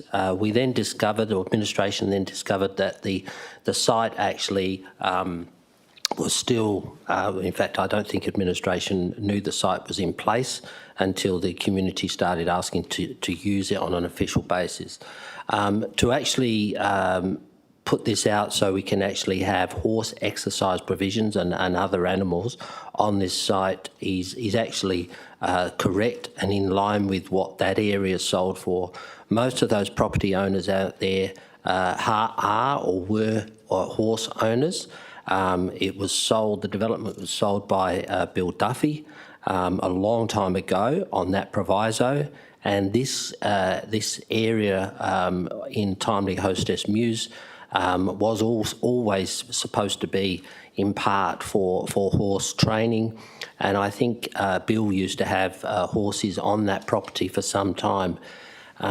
I'm looking forward to seeing this go forward. I do seek council support for this so we can actually put it in place. I do also acknowledge what Mr Greer stated last week, that it is some parts of this property could possibly be looked at for some other future use. It is 7 hectares. That's a large property that the council owns.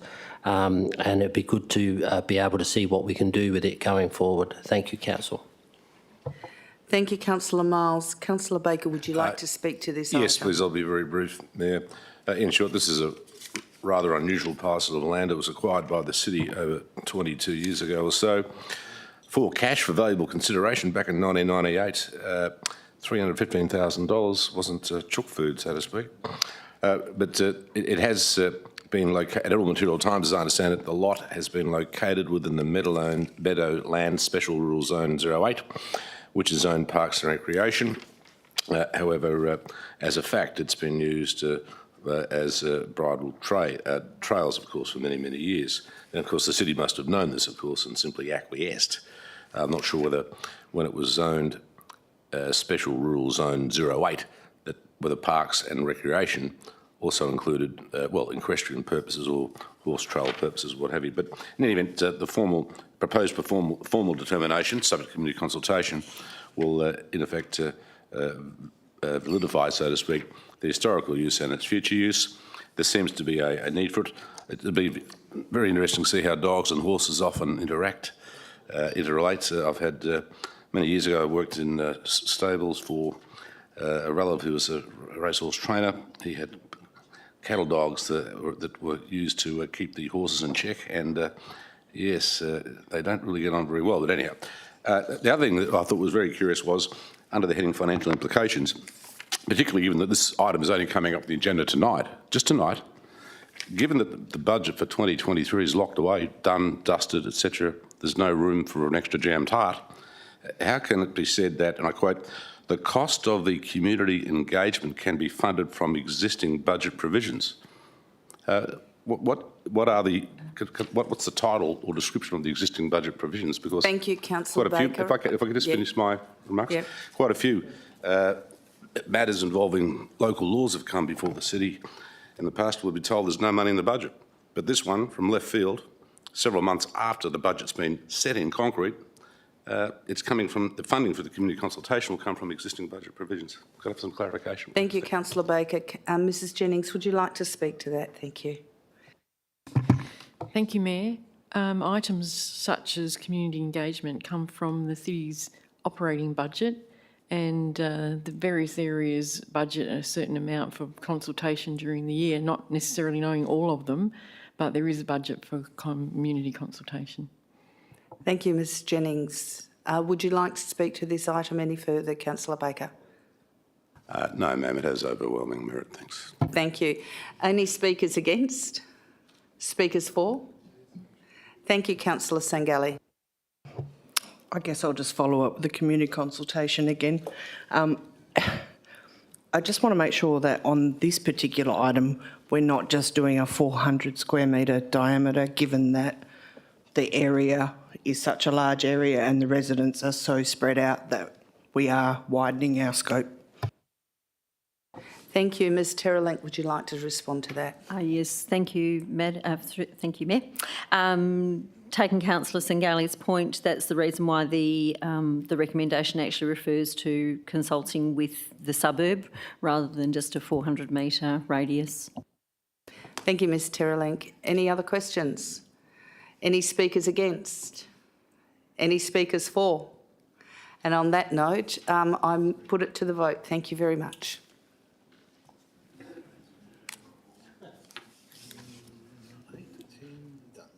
And that was passed unanimously. I'd like to move the next two items on block, which is CSO 11022, the financial activity statement for the period ended the 31st of August, and CSO 21022, which is the warrant of payments. Can I have a mover?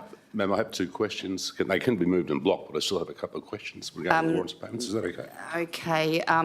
What I'll do is I'll get Councillor Wright to move it, and you can second it, okay? But please make the questions very quick, and remember that we do have a process to write them in beforehand. Thank you. Thank you, Councillor Baker. Councillor Wright, would you like to speak to this item? Thank you. I had no comments to add, and the reports are quite sound. Thank you. Thank you, Councillor Wright. Councillor Baker, would you like to speak? Yes, if I can, ma'am. And it's regarding a very serious matter, and I hope it's not being treated with triviality. Very serious matter. Very grave matter indeed. I refer to page 495 of the warrants of payments. I refer to payment number 8021. And of course, this is the payment that was made in the sum of $9,801 for the provision of dog poo bags. I asked this question at the briefing session. Have there been any significant material developments since this crisis was first aired on Tuesday last week? In other words, has that damn blockage in the supply chain been removed, please? I am literally getting emails, several emails every day. Some people are really starting to panic. Thank you. Mr Singh, could you please respond to Councillor Baker's question? Thank you, Mayor. An update was provided to council members this afternoon. I'll probably summarise that very quickly.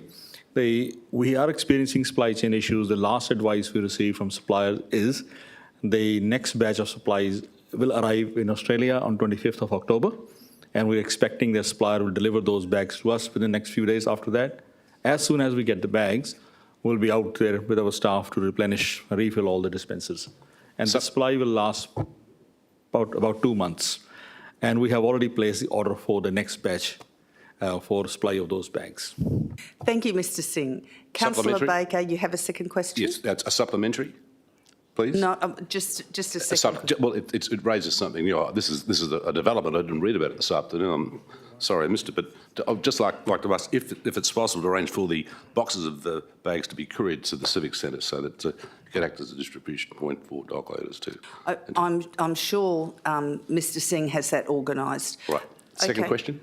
Quickly. Yes, I referred to payment number 8582 on page 519 in the sum of $8,760 paid to Limitless Promotions, and the purpose of the payment was for cat and dog straps and tags.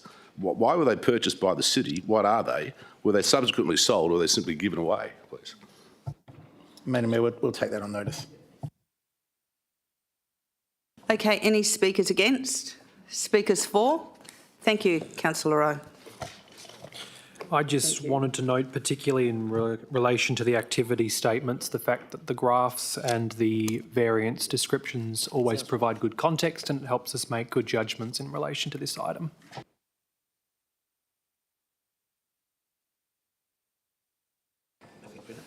Thank you. Any speakers against? Any speakers for? And on that note, I'll move us to the vote for these two items. Thank you.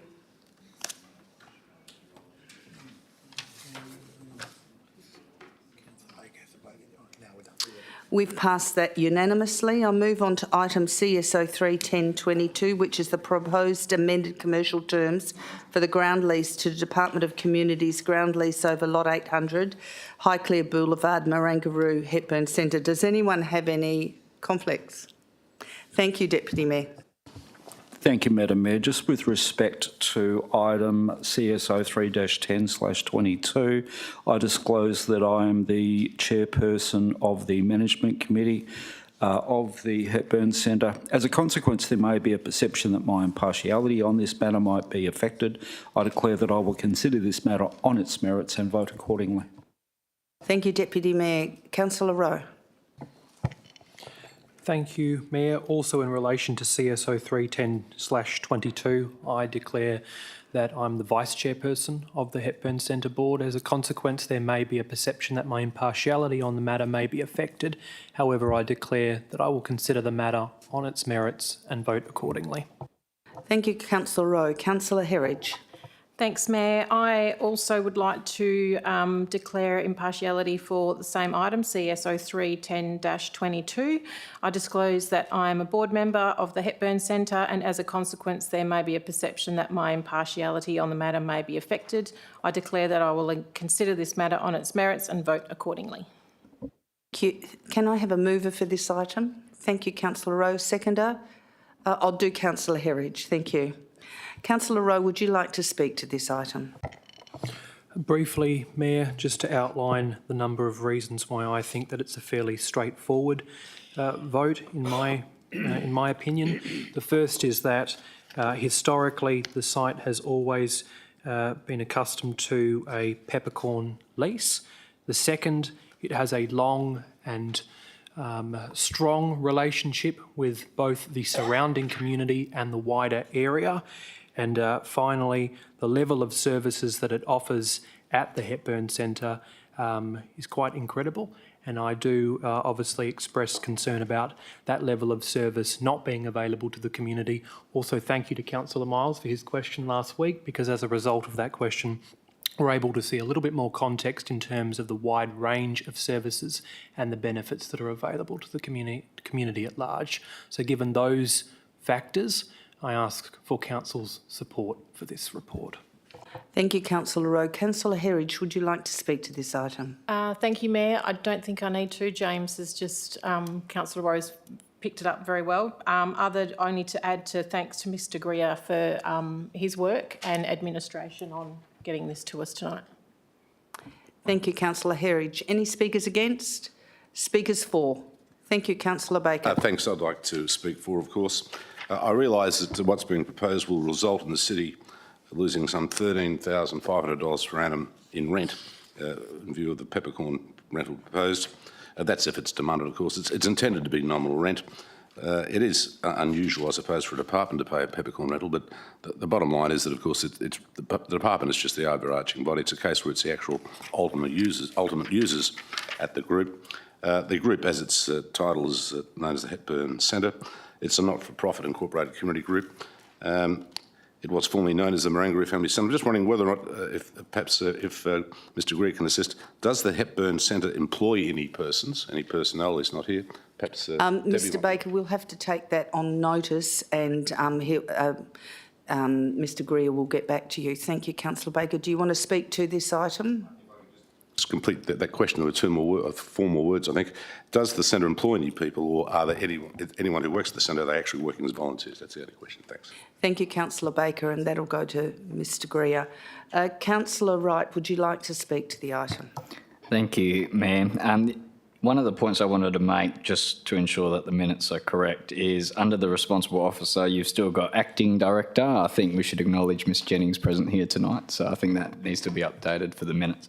But in terms of the actual report, very happy to support the Hepburn Centre. They do some fantastic work. I know I've spoken to Miss Helen Cox at various WBA events, and she does she has a fantastic team down there that work very closely also with No Limits Perth, and should I say also recognise the board as well for their fantastic work in managing the Hepburn Centre too, because it does take a front and back end approach to be able to run an organisation like that. So I do look forward to visiting them in the future, but definitely support this because they provide vital services to the local community. Thank you.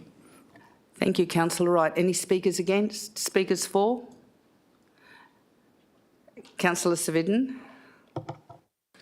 Very briefly, Madam Mayor, or Mayor, this is a non-for-profit organisation, and really it should be a peppercorn rent, contrary to what Councillor Baker has said about $13,000 lost in fees. But it is a non-for-profit organisation and should be sponsored by the city to make sure that we look after these non-for-profit organisations. That's really all I have to say. Otherwise, I'm happy with the recommendation. Thank you, Councillor Savitin. Councillor Miles, would you like to speak to this item? Thank you. To the item. Yeah, thank you. Look, I did ask that question deliberately last week because I think just to put up a report when there's no context of what the centre does, we here in this room may know, but we've got to remember this is all public information. This is going out into the main public. And our residents need to see that we are doing just right, why we are subsidising what would normally be a commercial lease to a not-for-profit sector. Now, I understand that this particular centre does have some good programs operating out of it. I know No Limits Perth does their food supply service out of there 3 days a week. And there are other programs that are being run out of it.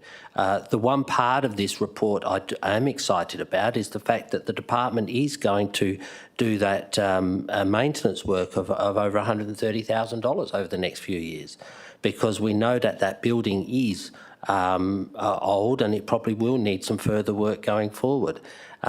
It is always strange when a department leases a building from a local authority, in my book, and it doesn't pay the full rate. Now, I don't know the funding agreement between the department and the Hepburn Centre. That's up to them and the department. That's not up to us, so it's not worth discussing. But normally, these sort of arrangements are very much out there to what that funding level is. I also do know that these sort of facilities, and there's a number of them all over the state, where the government was attempting to pass these facilities back over to local councils, so the local councils or local governments could actually run them on behalf of the community and probably have other facilities there. So, but on this basis, on reading this report, I'm very happy to support the peppercorn rent area. I do find it strange that department had an officer that wasn't fully au fait with the community centre arrangement in this case, and I'm sure that they will be the ones that obviously have a little bit of egg on their face and it come up. But with that, Mayor, I'm supportive of the idea. I understand what this particular centre's doing, and I'm hoping that this centre obviously will go in other areas as well, because we know that some of those areas down there in the South Ward need other areas of need from mental health, dental work and other ancillary health items. So they are getting their food from there. I'd like to see some other items taken on board, and it's good to see that the Deputy Mayor and 2 of our councillors are on that board to make that happen and take it forward and grow that centre further. Thank you, Mayor. Thank you, Councillor Miles. Any speakers against? Speakers for? Yes. Councillor Rowe would like to exercise right of reply. Go ahead, Councillor Rowe. I'm aware, Mayor, that no one has spoken against this, but I just wanted to clarify from my personal view that I don't see this as lost revenue for the city for the reasons that I outlined when I spoke to the item, the fact that it historically has been a peppercorn lease, and that while council agreed to the lease several months ago, I believe, no revenue was generated from that, some 13,000. So I don't see it as a potential loss of revenue from historically. I just see it as an adjustment due to a technical issue on the department side. And I think that's worth mentioning. Thank you, Councillor Rowe. I'll put it to the vote. Thank you. And that's passed unanimously. I go to item CSO 41022, determination of council meeting dates January to December 2023. Can I have a mover for this item, please? Deputy Mayor's moving that one, and Councillor Baker's seconding it. Deputy Mayor, would you like to speak to this? As much as I'd like to speak at length about the dates of our meeting schedules for next year, I think the report speaks for itself. Thank you, Deputy Mayor. Councillor Baker, would you like to speak to this? No, thank you, Madam Mayor. I don't think I can handle the excitement. That's enough. Thank you. On that note, I put it to the vote. Thank you.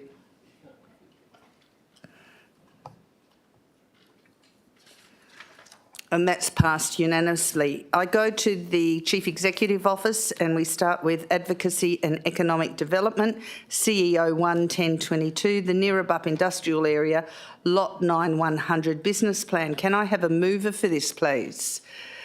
Deputy Mayor, seconder. Mr Savidin, Councillor Savidin. Every permutation and combination of your name. Francis. Francis, whatever you want. Mr Ed. Councillor True. Deputy Mayor, would you like to speak? There's been a lot of demotion and promotion all in the same sentence tonight. And in fact, councillors, I don't know if you noticed, but we actually had another councillor join us this evening, Councillor Morris. You did. Twice. Who unfortunately doesn't seem to be with us at the moment. But he's got to get elected. If I can just commend Mr Marmion and his team for this report, as the chair of the Neerabup Industrial Area Working Committee, we have received a lot of information and have been fortunate enough to provide a significant amount of guidance to the city to get to this point. This is an enormous opportunity for not only the city but the residents that live within the city. Yes, this is going to be a major employment centre for both current and future communities. Yes, it's going to provide leading edge and new technologies and new employment opportunities that don't yet exist. For example, I think the Australian Robotics and Automation Centre is, I'd argue, world leading, and it will be world leading. That will be located at Neerabup within the City of Wanneroo, and it's something to be particularly proud about. There are massive opportunities for the city. And it's also probably worthy and worthwhile in just reflecting upon and acknowledging the foresight of councils long past to invest in this area, to develop an employment base and future revenue opportunities for future councils and future business models. I think it's important to reflect upon the work of council and councillors across the generations, because having that vision sets us up and also sets our community up to benefit from the Neerabup industrial area. And again, thank you, Mr. Marmion and the CEO for his guidance in this area. It's a fantastic report. Thank you, Deputy Mayor. Councillor Civic, would you like to speak to this item? Yes, thank you, Mayor.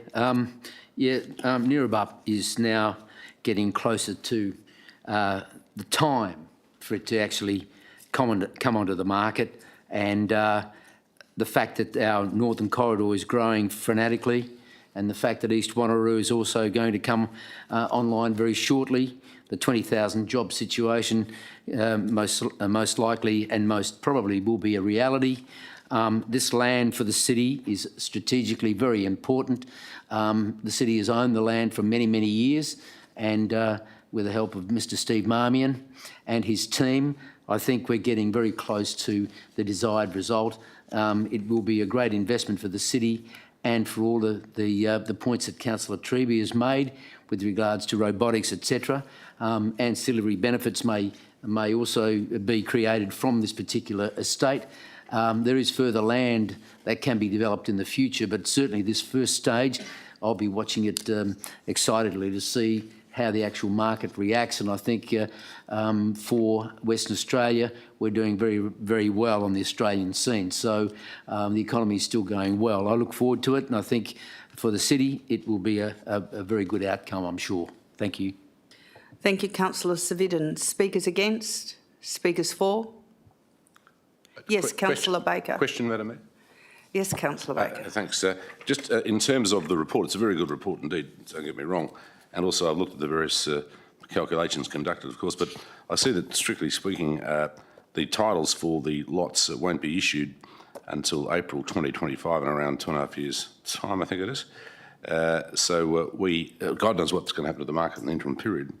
And of course, that's assuming that, that once the titles are issued, that the lots will otherwise be ready to go to market straight away, rather than going to market subject to titles being issued, etc., etc. So yes, hopefully the values of the various lots will improve through time. And as former Councillor Dot Newton said earlier this evening, it may well be that through time we may well elect to retain lots 5, 6 and 15. The bigger lots, particularly 5 and 6, having areas of more than, well, almost 4,500 metres squared. So good investment. Hopefully the dividends will show, and we perhaps won't be able to actually reap any fruit, so to speak, until at least April 2025. Thank you. Thank you, Councillor Baker. Speakers against? Speakers for? I'd just like to speak to this item. This is the breaking of the ground and the beginning of a great future with industry at Neerabup and local jobs for local people. It's really exciting times, and I look forward to this beginning as we move forward. Councillors, I'd like you to cast your vote. Thank you.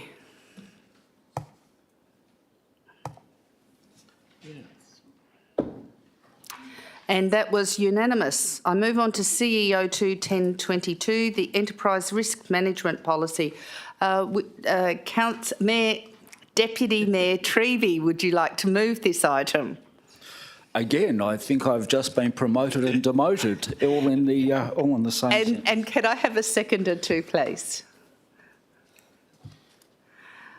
I'll give Councillor Wright the seconder.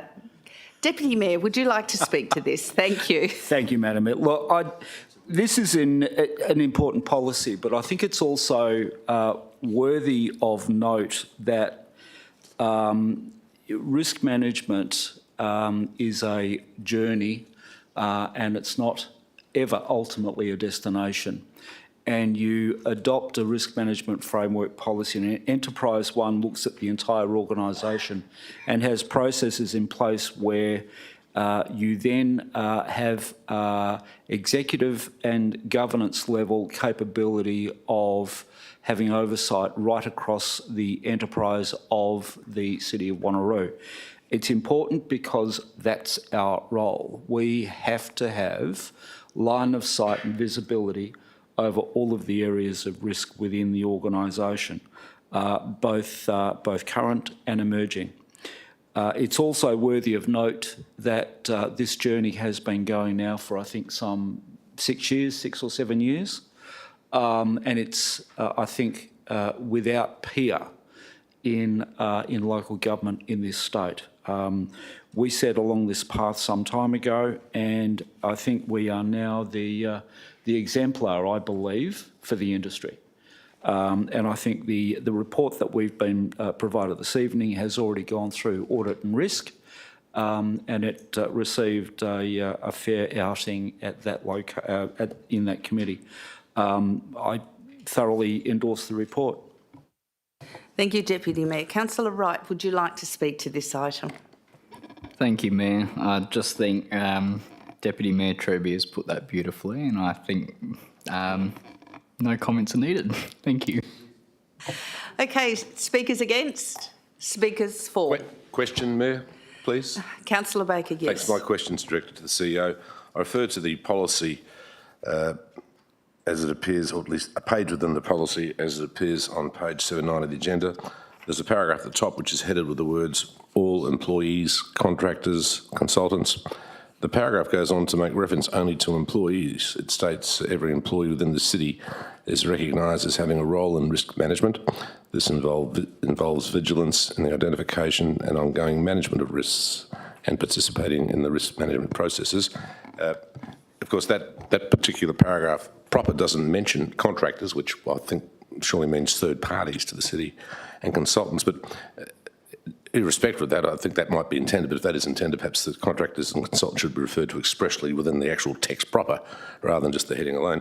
But it's fair to say, I assume, that with all of these cities' formal contracts, particularly those worth several $100,000, there would be a clause in the contract which compels the contractor to comply with all the city's policies to the extent to which they are applicable. Is that the case, Mr. CEO?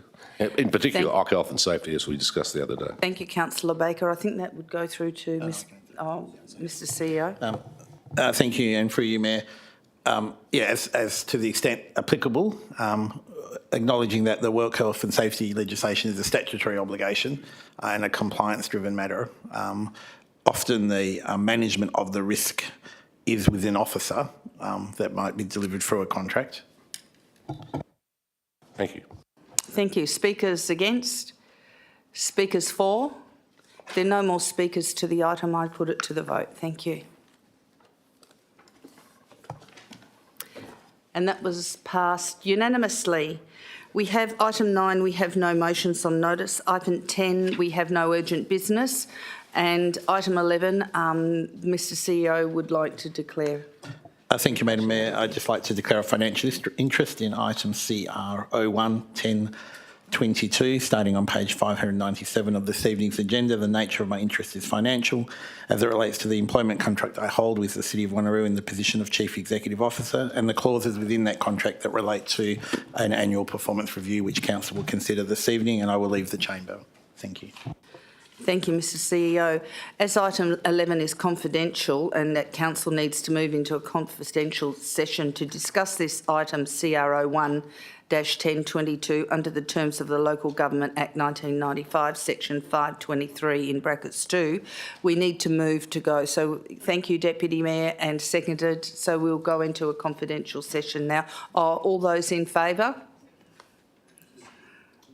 Who did you call second? Mr Vitten. Well, we will.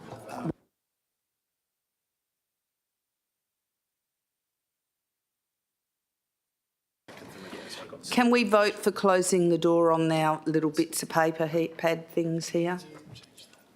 That's ordinary council meeting. Councillors, can you cast your vote, please? And that was passed unanimously. Thank you.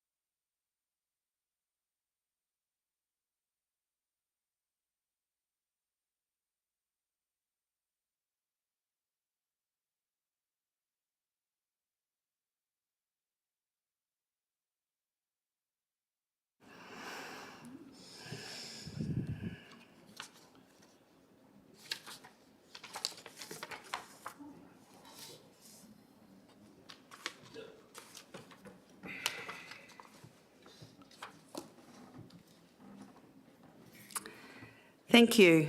Now that the meeting is resumed, we have had total support with the councillors in the room to the recommendation that Council 1 endorses by absolute majority the report prepared by Ms Helen Hardcastle for the CEO's 2021-22 performance review set out at attachment 2 and accepts the recommendations within and A, confirms that the CEO has again demonstrated his performance requirements having achieved the agreed key performance indicators.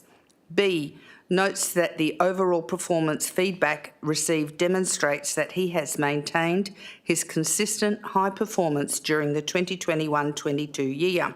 C, notes that there was no material corporate issue identified that warranted further examination. D, notes that the CEO has met or exceeded the agreed 2021-22 key performance indicators, and E, adopts the key performance indicators for the 2022-23 period as detailed in this report. 2, notes that Council has appointed Mrs Helen Hardcastle, local government consultant, to facilitate and undertake the CEO performance review for the 2021-22 review period. 3, requests the Executive Manager of Governance and Legal to engage the services of Mrs Helen Hardcastle, local government consultant, to assist Council to conduct the annual performance review of the Chief Executive Officer, Mr Daniel Sims, for the remainder of his contract term. 4, authorises the Mayor to execute any required legal documentation to give effect to the recommendations in the report prepared by Mrs Helen Hardcastle for the CEO's 2021-22 performance review as set out in attachment 2. Daniel, congratulations.